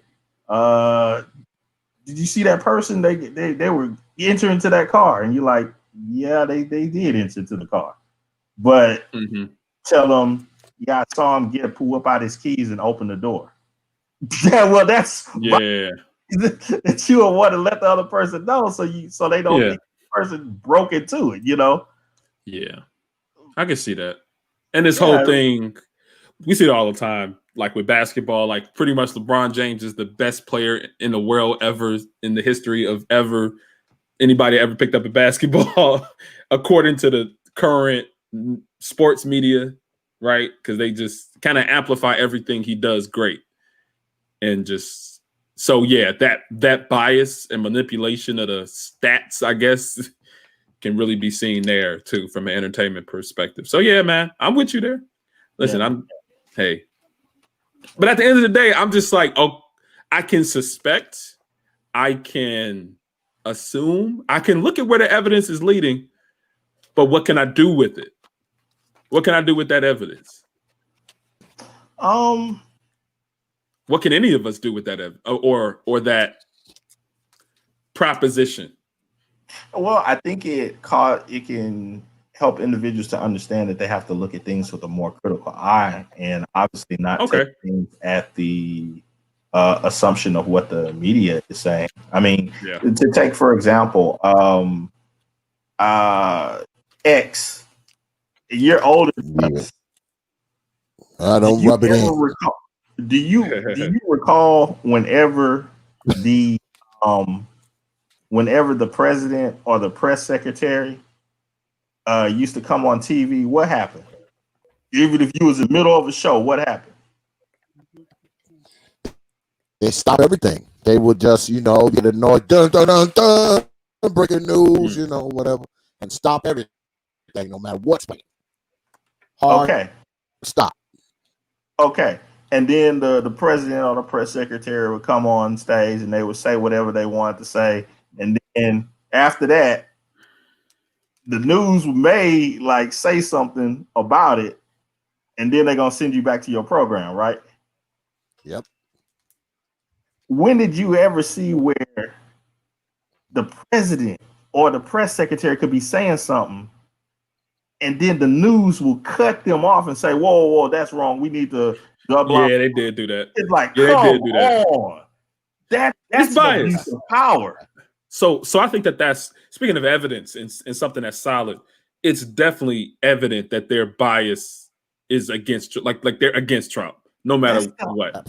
But that's Absolutely. beyond. But that's Absolutely, they're beyond biased being against Trump. At that point, you're going against the office. That's the I'm commander. telling you, man. Yeah. The media is part of the I agree. machine, man. They're part of it. I wish part of Mr. the Fantastic machine. could Oh, give no. some thoughts on that of what would happen is so far as you in the military and you say something crazy about the commander in chief while you in uniform and on duty. I mean, the commander in chief and you cut him off or something. Like, what's gonna happen to you? Yeah. We know what this is, though. We know what this is, man. We know what this is, man. We knew how this was going to turn out, man. That's why I said what I said, man, earlier this year. I knew that Biden was going to win because they were going to make sure he did. They were going to make sure of it. Because Trump is so hated, not just by people. He's hated by the media. He was hated by other Republicans. I mean, you that much shit against you, man. It's hard, especially when you got people who allegedly are on your team turning against you. There's no way you can win that game. How can you win that game when you have team members turning against you? I mean, it's impossible. I think the weird thing about all of that is that for the media and then also the other party involved to not say anything about such things, but I can guarantee you, like if the other party gets into office, they're going to demand that type of respect.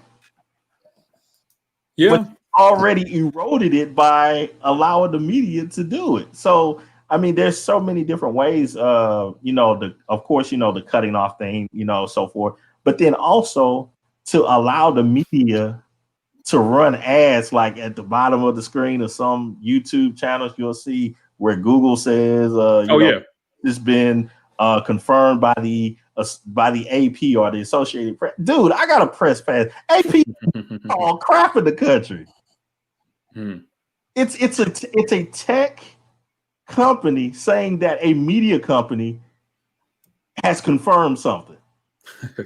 Turning the government. I mean, you see how crazy that is? That's hilarious because I actually have an interview with Google on Thursday. Yeah, it's like that's insane. I'm about to join the monster. No, just hey, man, do what you gotta do. Brother Gay, you're about to become part of the machine, aren't you? But I just view that as that seems to be gross abuse of power. Yeah. But I think to your point, it says it really brings the awareness, seeing that there's such a strong bias. It brings an awareness for people not to only utilize the popular media as their only source of information. I think that's like the major takeaway here, right? Because if they're biased on one side, like it doesn't put you in a place where you can compare and contrast if you're just getting one voice.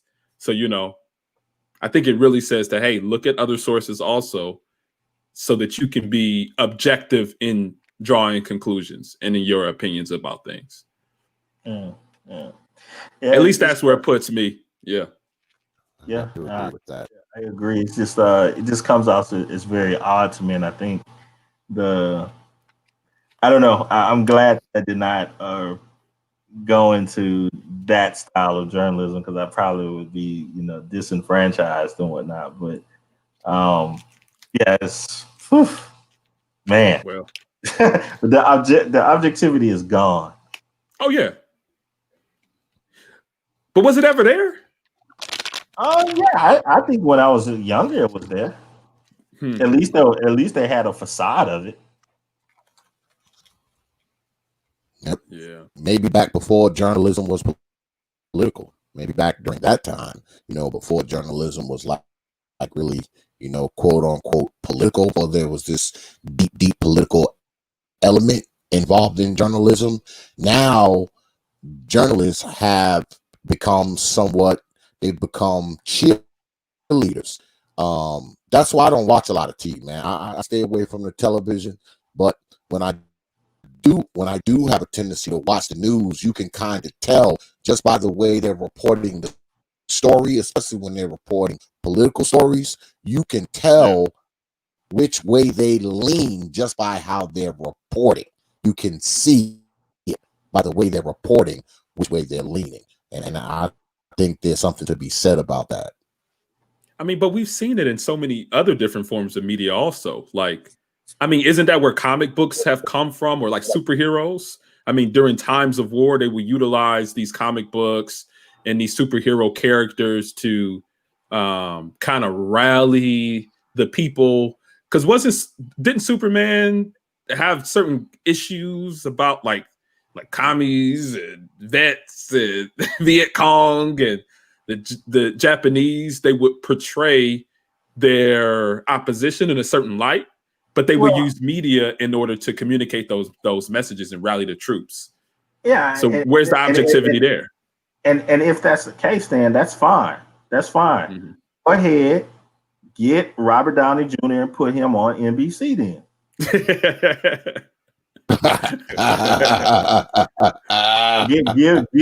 give me Thor on Fox News.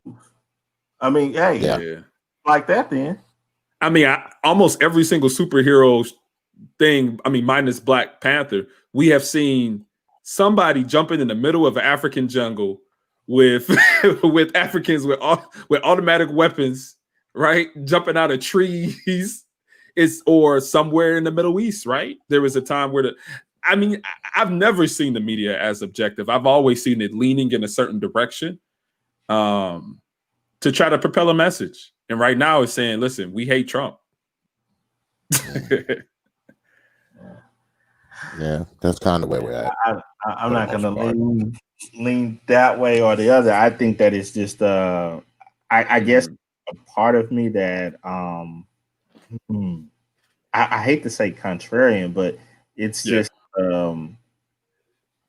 like, hey, if everybody is saying one thing and in a specific way, there has to be a reason behind it. And my mind just says, okay, I need to understand the reason why. Yeah. This is being pushed. And I'm definitely not going to co-sign it until I understand why.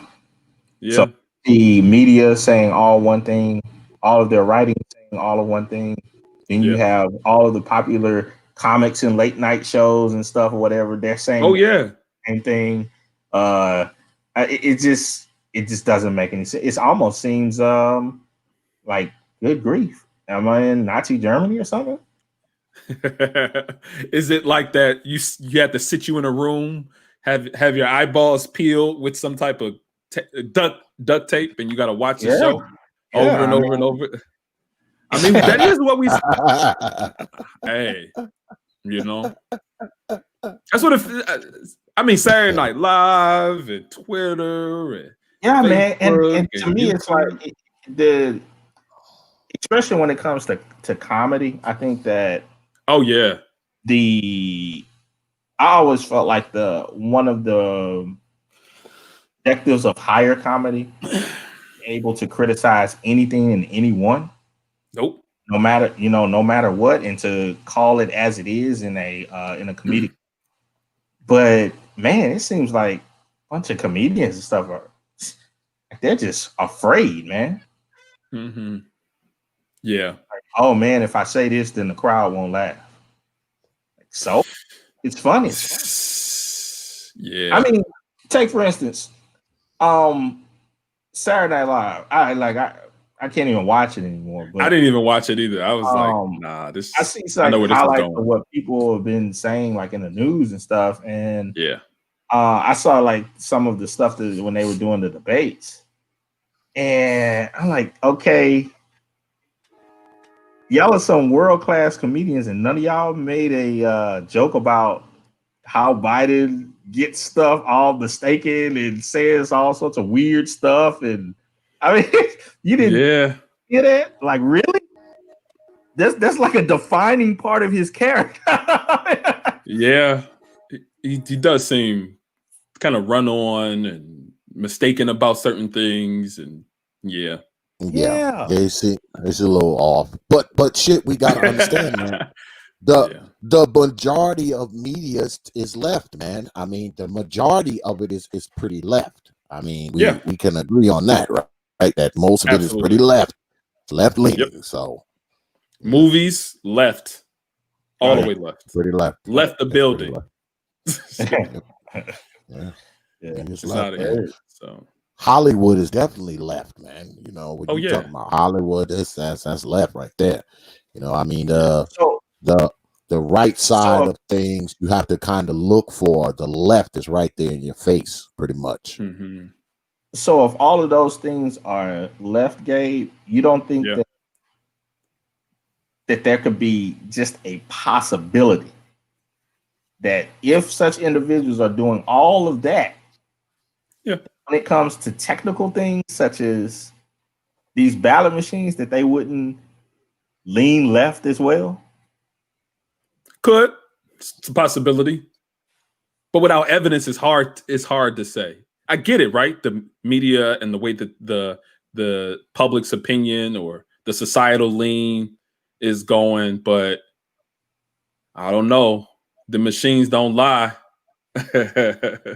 Unless people make them lie. But I don't know. It could be some manipulation. Yeah, I mean, it could be some manipulation. I'm not putting it past anything or anybody. I can definitively say that I don't know. And I can't say one way or the other. Okay. So you would be surprised if like something and Krabs was right. I wouldn't be surprised. I would be informed. At the most. Because of all of what we've been talking about, right? I mean, we know where it leans. I think that it would just be another piece of evidence. I mean, it would be a conclusion to all the evidence that has been drawn up already. So, like I said, I wouldn't be surprised. I would be informed. Yep. Oh man, but thanks, Gabe, man. Absolutely, man. Yeah, man. Good luck coming up, brother Gabe. Hey, man, you brought a very I like rapping with Gabe every now and again, man. Oh, absolutely. Absolutely, especially because both of us control when we want to. Listen, I haven't been doing much of that lately. I've been so busy, but it's just I hang around here and there. Yeah, I haven't been able to troll in quite a while. I haven't been able to get any videos out. I got old work too, man. I got to give a shout out to Hank for being so patient with me. Yeah, but when his stuff drops, he's gonna have a lot of fun. Lasher, some stuff he coming up with his gaming channel at the end of the month. You getting all types of business. Several other people outside the sphere got a little connection. I can't say the channel because I'm under contract, but on as a part of their production team. So it's been fun. Man. Yeah, I just been working and I've been in school, man. So it's just a lot. But looking forward to chopping it up again sometime. And thanks for having me, T.P.O.T. Great conversation. Gabe. I think we should have more of these. You're goddamn right, man. They blew me off. They blew me off panels. Hold on. They told me I don't need to be here. They said I need to get out of here. how about you come through, man, every other Thursday or something, and drop something on us, brother Gabe. Hey, man, you know, come on by, man. You know, you always welcome up here, brother. You always welcome Sure. up here, brother Gabe. Absolutely. Sure. Absolutely. I come through. Hopefully I don't get booed off. You know, I have hopefully. Who I have cares? a question for you though, Gabe. I have a Uh-oh. question for you. Here we go. Yeah. If you were to say if you were to I would say what is your pet peeve when it comes to the manosphere as a whole? Pet peeve. Dun, dun, dun.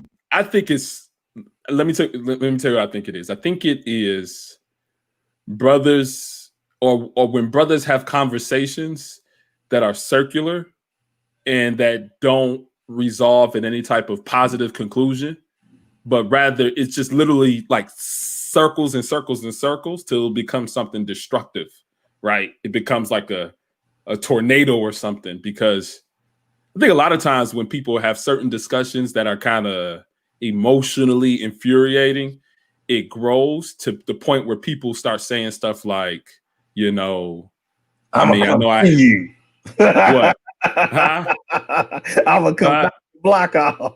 Yeah, like take a flight, I'ma fight you, or things like, oh, listen, I've heard this more and more. If I have a problem with my baby mother, she tried to put me on child support, I'm gonna get her knocked off or something, like stuff like that.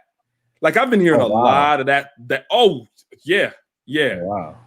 So, and I think that a lot of that comes from people being very disgruntled in their own life, which is okay, right? People can come to have conversations, but when it results in destructive things or like saying like, "Oh, I'm a puncher in the face," like why? Like why do things have to go violent, and why do brothers have to yell and curse at each other for no reason? So, you know, that's my major pet peeve is the destructive therapy that happens on a lot of panels. So, well, I mean, okay. uh-oh. Uh-oh. What do you expect, Gabe? If a dude is listening to all so craziness and then is wearing shirts and stuff and calling themselves savage. I mean, what do you expect? No, you're right. And I think that's probably my major issue is that I think I expect something different when it's only fair to expect what's most probable. Yeah. Is that that pretty much sums it up. I mean, because let's be honest, man. Let's be honest. This YouTube shit, man, is one of the biggest forms of psychological escapism that I've ever seen in my fucking life. Yes. You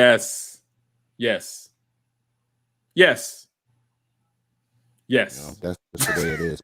Plus, it's like The Sims. You know, this shit is like The Sims. You know that game that's on the internet, and you know you build a house and you build a family. You go to your digital job and you have a digital wife and digital kids and a digital dog. You know, this shit is like The Sims, man. It's like a psychological escape for a lot of people. You know, that's why they go, man, I'll kill you. I'll shoot you. I'll do this. I'll do that.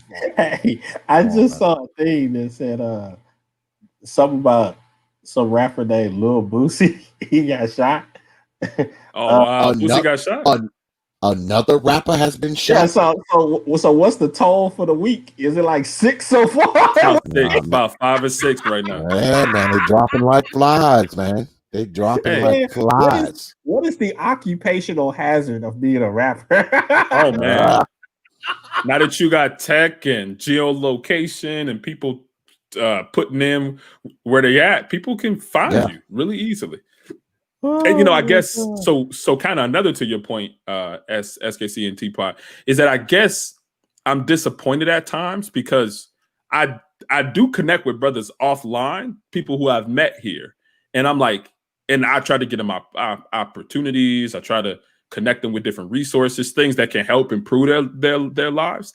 But if there's all this beef and drama and people hating on each other and people tripping, I'm like, oh, nah, you just like the dudes I grew up with that I can't hang around.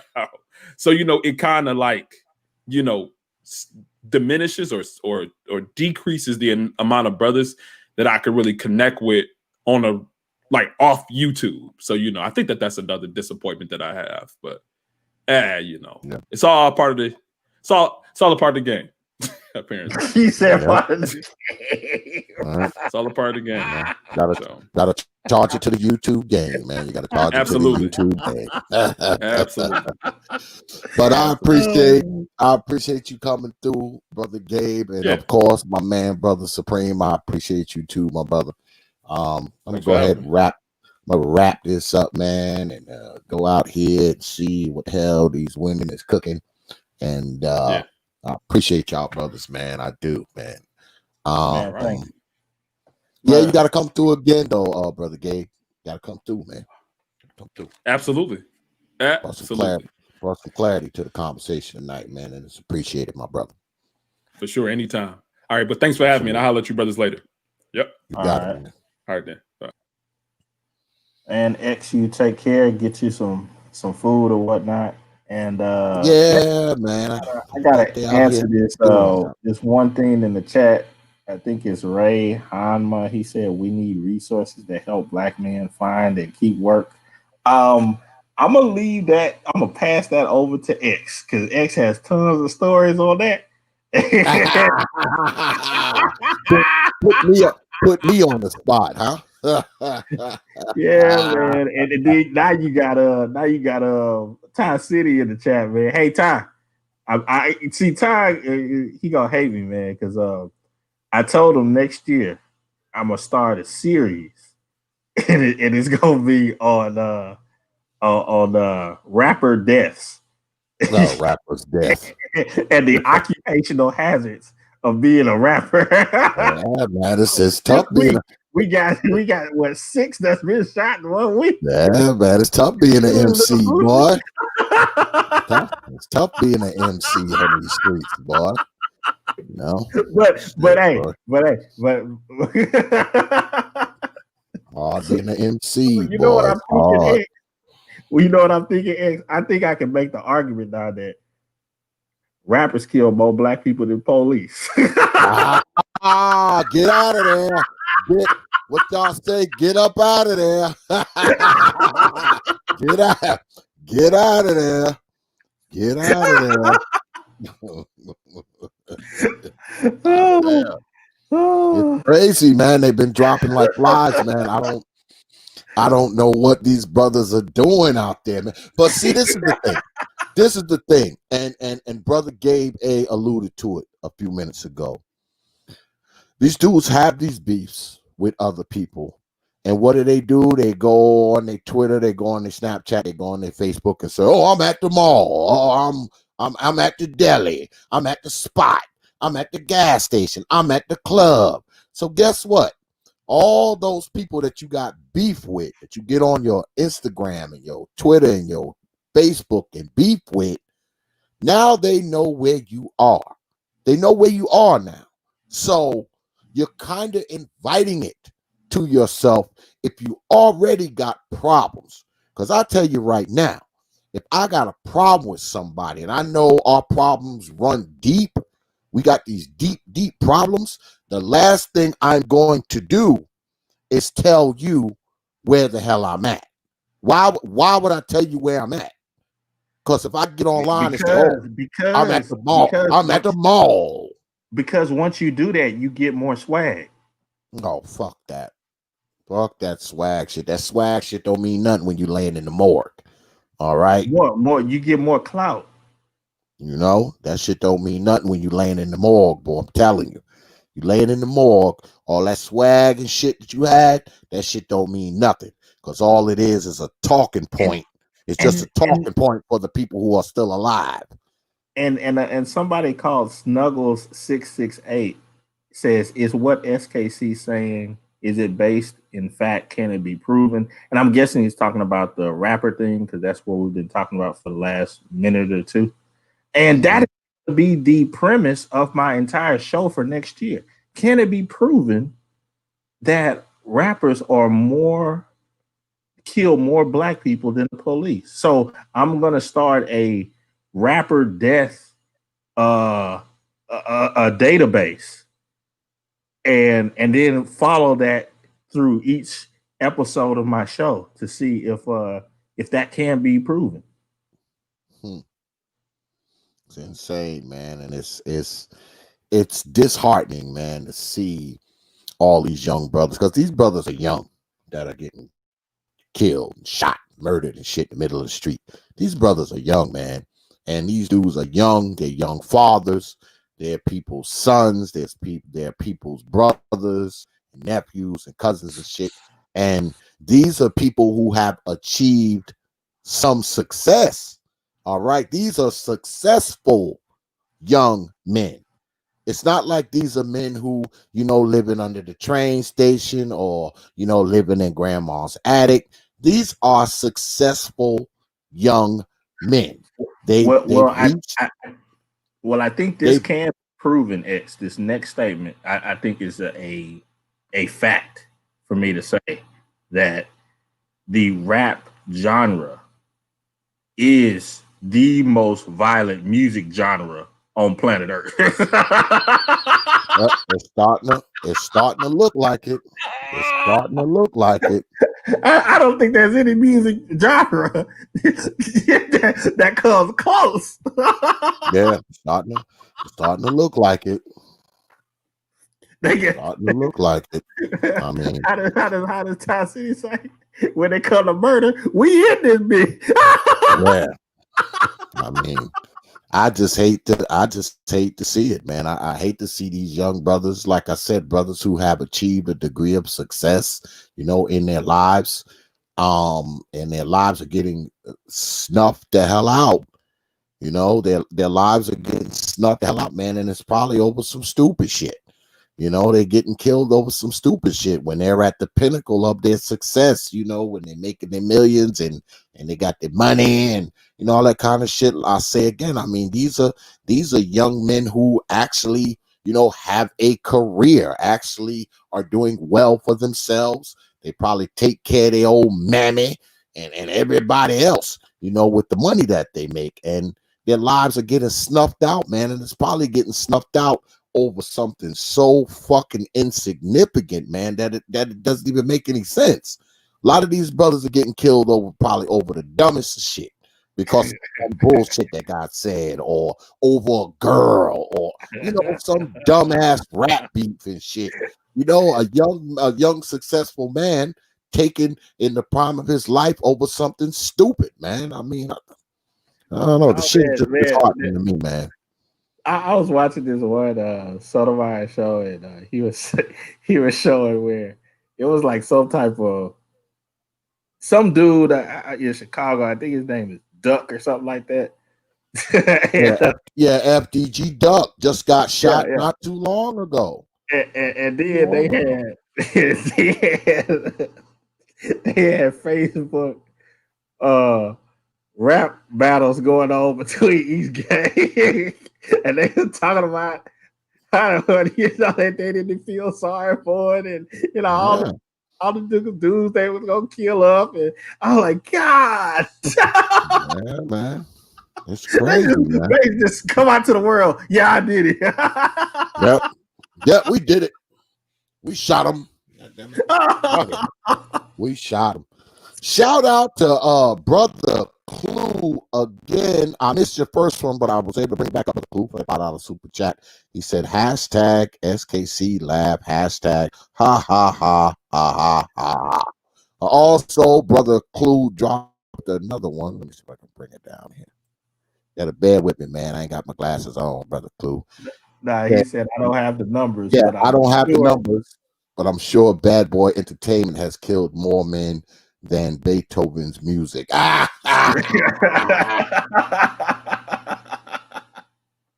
would have to agree, brother Clue. Brother Ty City said that 2 rappers caught murder cases this year. Yeah, you know that those were the ones that were caught. Oh, is that the does that have to do with the FDG duck thing, or is that some other person that got murdered? I can't even keep up, man. To be honest, I can't even I, keep I, up. I don't know. I don't really think you could go a month without a rapper getting shot or killed. No shit, you I'm wrong for serious. that And one. I think Nigga my said show go next up. year is gonna prove that you cannot go a month without there's been some type of rapper that's been shot or killed or stabbed or some type of violence. No shit. Who's the two? If you still in there, brother Ty City, who's the two rappers that got murder charges? I mean, me, like I said, I can't even keep up with this shit. Just I see that shit go across my news feed. This rapper dead, that rapper dead, this rapper shot, this rapper shot. Jesus Christ, man. Rapping is a dangerous job. That's a dangerous job. it's Dangerous job. it's worse than being in a trade. Yeah, man. Shit, that's a dangerous job. Shit. They're way dangerous than the shit I'm in. I mean, I may, fuck around and if I make a mistake, get a foot cut off or a hand cut off, but I don't think it's nothing that I do that could like kill me, kill me, unless I like fall off a roof or some shit like that. But there's nothing in my work that'll kill me. There's no potential for death there. I don't know, man. Fuck all that, man. That's a dangerous job, man. If you're gonna rhyme, if you're a rhymer, you better fucking have on the goddamn bulletproof vest, man, and the helmet and the whole nine. Goddamn it. You better be dressed like people are trying to kill you. You know what I'm saying? I'm gonna have to put that to the test. Clue. I think that it is true. I think that there's more rappers that are killed than there are dudes that die doing trucking every year. Yeah, that's how it seems, man. Shit. That's how it goddamn seems. Shit. That's how it seems. I mean, how many rappers been killed this year? It's been like quite a few, right? Like 4, 5, 6, something like No, that. no. You see, More than that. mainstream dudes. Because you have dudes that are just coming up and they, you know, so that's why I have to create this database and see if I can track this stuff. And man, maybe one day after I get it started and everything, I could have uh Ty City or maybe Brandon L help me out with a couple of shows, man, because they know more about the dudes that get killed than I do. I'll have to put in like some type of Google alert to to alert me to who got shot or killed and all that other stuff. But they may actually know more details of it. But I want to see how that goes. I'll see how a rapper death database. Rapper death for database. for January 2000. I'm telling you, you on that mic, boy, you on that mic. That's a dangerous my, gig. and my premise is that I cannot go a month without at least 3 rappers dying. That's gonna be my premise. And it's crazy because I remember when I was coming up, right? When I was a young guy, and we used to go to, these rap shows, out in New York, at Madison Square Garden and, places like that. And it was never the rappers that were getting shot and stabbed and robbed. It was folks in the crowd. People would take your gold chain, and if you had on like a nice jacket, like a sheepskin coat or some shit, people would take your coat. That kind of shit went on. But they never shot the rapper, or they never did that. If you were in the crowd, you stood a chance to get your shit robbed, getting your chain snatched and shit like that. But now it's not even going down in the crowd. It's going down with the stars, the man who hold the mic, the man with all the platinum watches and gold, and got $25,000 in his pocket. That person's laying in the street with a bullet in his head now. It's like, it's crazy, man. It's totally insane. So I don't know if you heard about this one, X, but they said, because I'm just doing my little report because I'm getting ready for next year. A dude in Dallas, that's where Ty City's at. A rapper named Mo. He was shot and killed on the highway. Yeah, MO3, right? He goes by the name MO3. Yeah, I heard about that one. I did hear about that one. They shot at his car, and he got out and ran, and they chased him in and killed him, right? Something like that. Right there on the highway. Yeah, right in the middle, broad daylight. I-35, man. Broad daylight. There was another dude here in Houston who died, who was called Montana 22. He got shot and killed. There was a dude in St. Louis.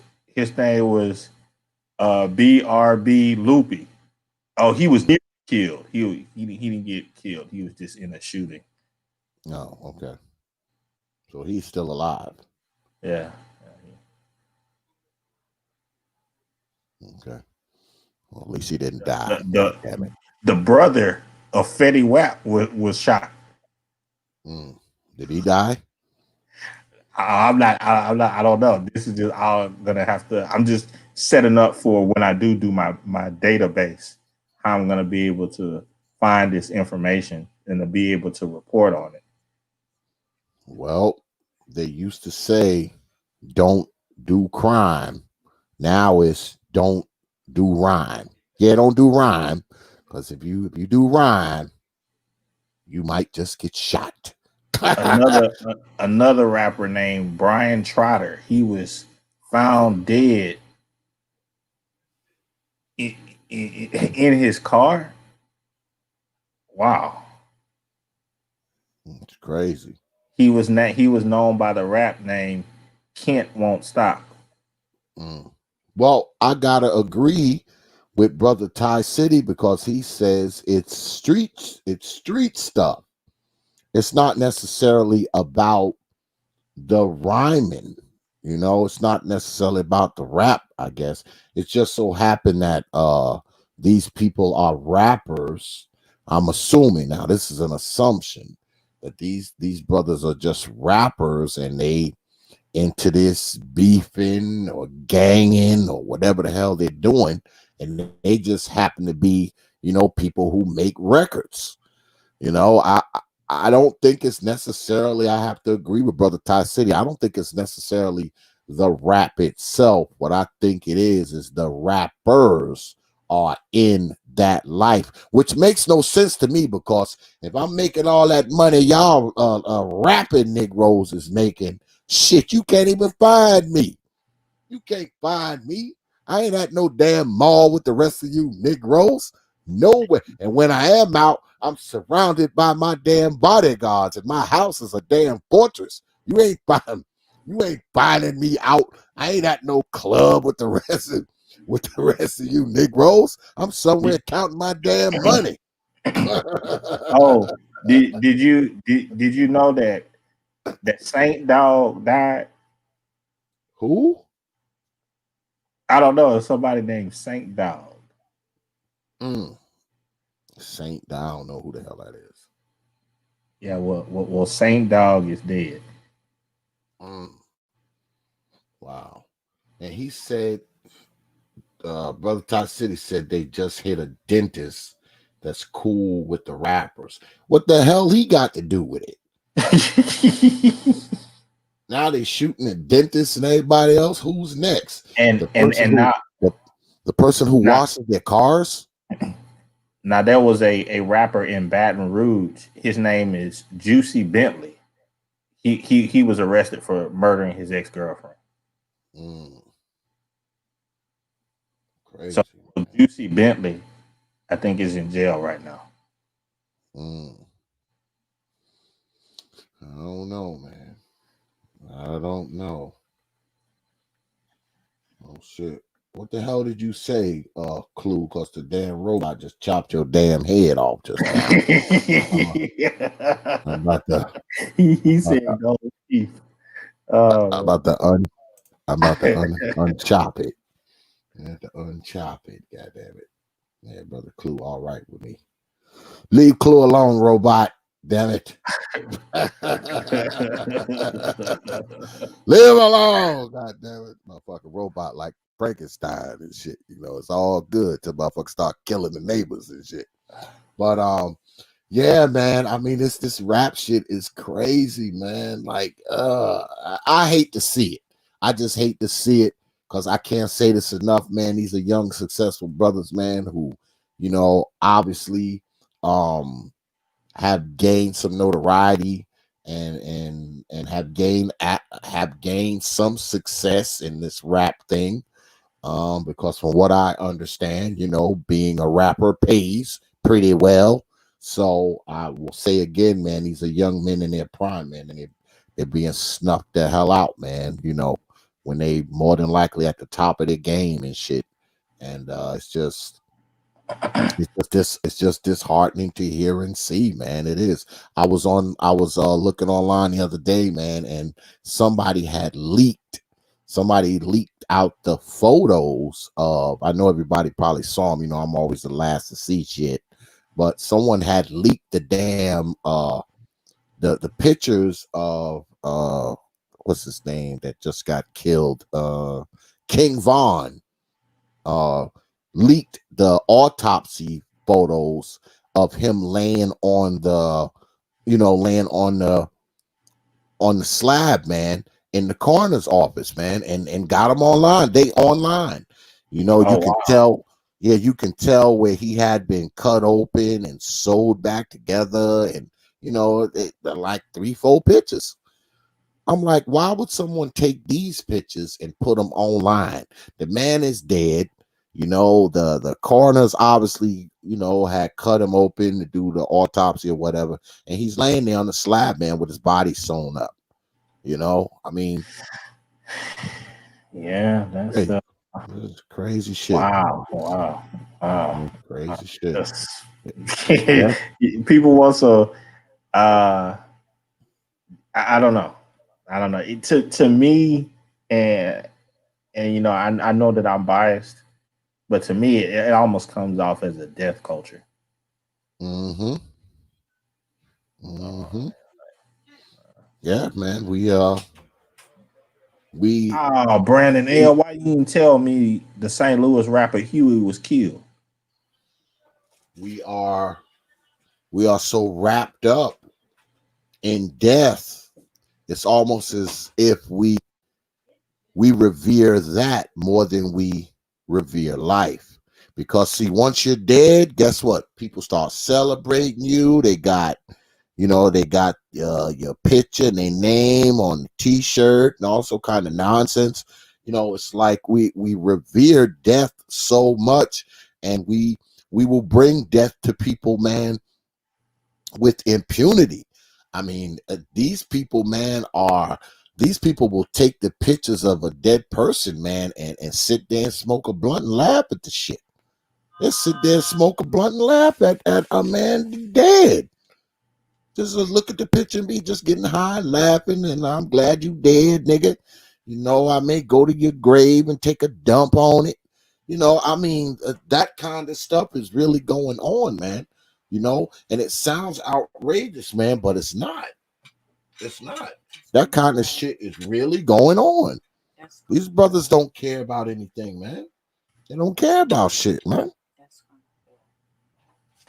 They don't care about anything. They don't care about anything. I'm gonna break on out, man, and man. we'll catch go ahead and wrap this up. And I'll don't hate me for next year when I start my little my little database. Yeah, man. But as always, man, you know, I appreciate you coming on. You my brother, man. You know, as always, man, you actually turned this shit into something, because I wasn't even gonna do nothing tonight. But yeah, man. You know, we'll see how it goes, man. We'll see how this political thing goes, man, and uh, hopefully, no more young brothers get their lives taken before this year's out. God damn, Oh man, can we make somebody it to already beat me to it. can we make it to 2021 without another young black man getting murdered? Jesus. Jesus, man. Somebody already beat me to it, man. What's that? They have a hip hop database of dead rappers. Oh, there it is. Man. All right. There it is. Somebody beat him to it. My But anyway, brother, man. all right, bro. I'll Peace. see you later, X. Yeah, man. We're wrapped. Yeah, folks, we're gonna go ahead and wrap this thing up, man. You know, call it a night. Good conversation tonight, man. I appreciate all the brothers coming through, man. You know, I appreciate Brother Supreme and Brother Gabe A for coming through, man, and dropping some clarity on this here thing, man. But it's something to think about, though. You know, this voting machine shit, man. It's like, you know, it's weird, it's interesting, and it's kind of tin hatty all at the same time, you know. But Brother Supreme did put the links in the chat, so go ahead, man, and if you're still out there, Brother Supreme, go ahead and put those links in the chat one more time so brothers can check them out if they want to, so y'all can go ahead, man, and decide this thing for yourselves, like I always say. All right. And as far as this rap thing go, man, I mean, these brothers dying left and right, man, and I know they dying over dumb shit. I know they dying over dumb shit, man. You know, the shit doesn't make any sense, man. You know, these dudes, man, they're leaving wives behind, they're leaving little kids behind, man, and you know, all this kind of shit, man, and it kind of plays into, man, the stuff we always talk about. We talk about the violence and the shooting and the culture, and we talk about it all the time, you know. And you would think, you know, you got these young brothers, man, and they making money and they able to take care of their families and everything else, man. You would think that they would be, you know, not so much a part of this kind of stuff, man. But you know, seems like they are. You know, it seems like they are. You know, and it's really disheartening to me, man. Maybe because I'm an old nigga and I just don't understand, you know, what it is. I guess you younger folks out there probably understand this shit way more than I do. I just think it's senseless, man. You know, I just think it's senseless. I do. You know, it's senseless death. It's senseless pain for these people's families, you know, and it's a waste of a life, man. It's a waste of a life. You create more fatherless children, you know. I mean, nothing good can come out of this kind of shit, man. Nothing good can come out of this kind of stuff, man. Nothing good can come out of it. Not a goddamn thing. All it does is add to the stats that we get up here and quote all the time. That's all it does, man. That's all it does. And I take no joy in it, man. I take no joy in seeing that shit coming across my news feed. None whatsoever. You know, none whatsoever.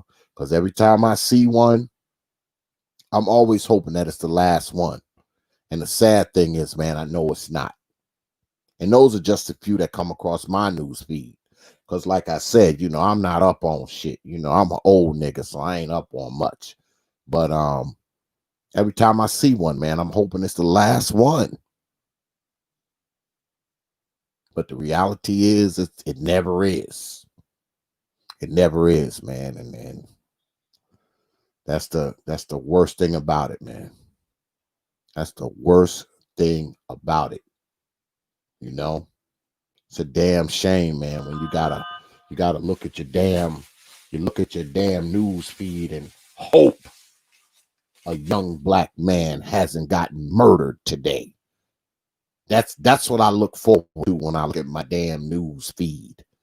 To look there and not see a young black man dead in the middle of the damn street. I mean, I don't know. Oh, good look on that Cash App, brother.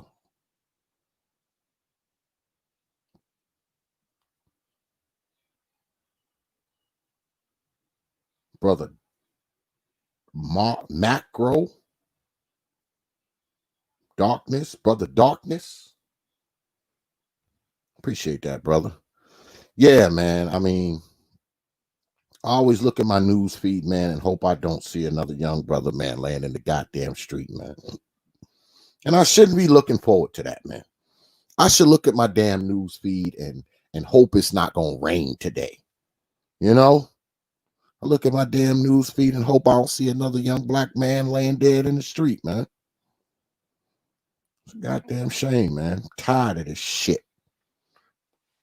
I'm tired of black folks killing other black folks, man. I'm so tired of that, man. I'm so tired of reading it and seeing it.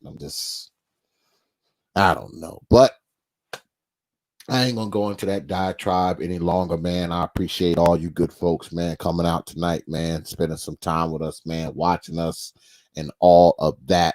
To the good folks in the chat, and especially the good folks out there in the audience.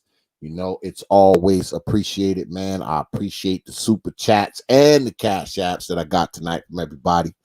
As always, man, I'm humbled and I'm honored, you know, that y'all will stick around, watch the videos, and drop a few pennies, dimes, nickels, quarters, and 50-cent pieces while you're doing it.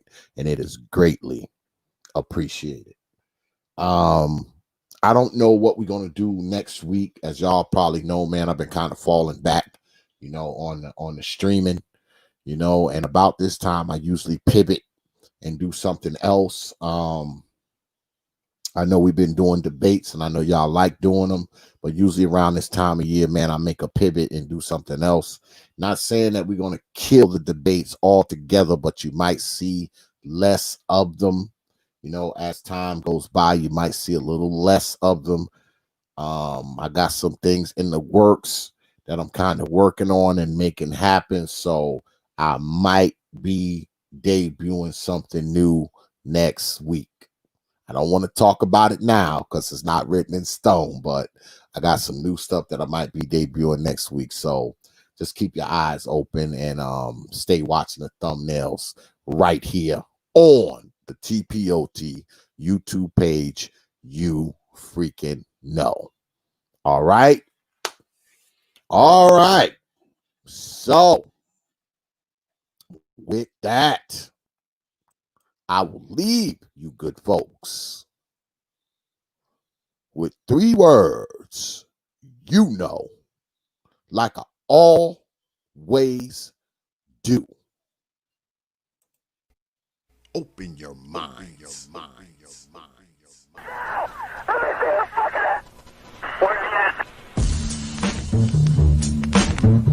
of power. House of power. House of power. House of power.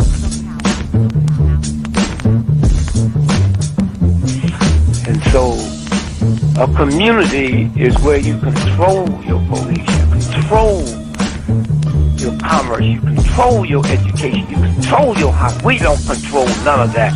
We live in a hood. Huh? Well, what about the Negroes that get out? Oh, well, say, my cousin, they say he's a multi-millionaire, almost got $1 billion. The proper thought. 3 PhDs, working on 2 more. Driving down the street in Chicago in his Rolls Royce, enjoying himself, and he hears these sirens and looks through the mirror and sees this cop car flashing lights. He squeezed the steering wheel, man. Heart beats fast. Because he knows the price of a Negro, what it could be. And then when that cop car passed him by, He said, thank God he wasn't after you in the first place, punk. That Negro thing you can't get away from. It's universal. They wasn't coming after you. With all your millions, with your Rolls Royce, with your PhD, didn't help. That's the hood. Huh? Why do you think you never pick up a paper or read over and over and see white families travel? You think it's thousands of black cops in America. Why don't you see white families crying as black cops shot my loved one 40 times in the back of the head? Why do you think black cops don't do that? You think they're more spiritual? Think they're better? No!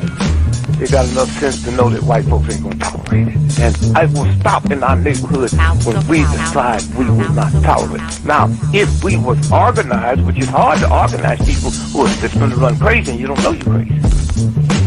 But if we were, with the money we have, and the many people who would come to our aid that don't know what it's like to be a Negro, and we said, look, we saying, if we don't get a federal law to deal with police brutality, that any time a cop or anybody carry a gun, have to have a license, just like you do to drive a car. And if you use it wrongly, you'll lose your license. And if it's upheld, you can never work again as a cop or a store guard or a private detective. How do you get Congress to push that through? Well, you take your economic power and you call on your friends, black, white, young and old, and say, this coming Christmas, if we don't have a federal law to outlaw police brutality by law, then we call them for a nationwide boycott of Christmas and it'll start on Thanksgiving. Well, let me tell you what that means.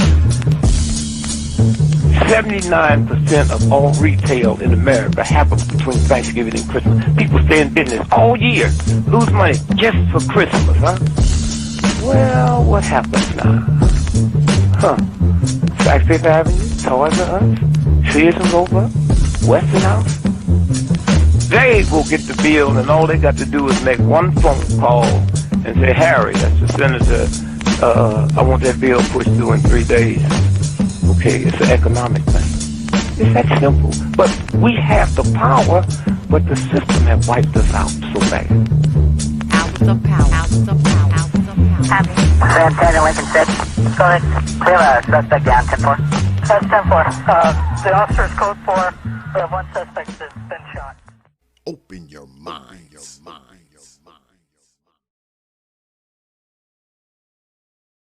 Only from the Prophet of Thought series media.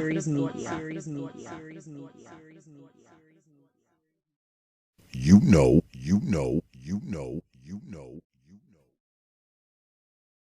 Open your mind. Open your mind. Open your mind. Open your mind. Open your mind. Open your mind.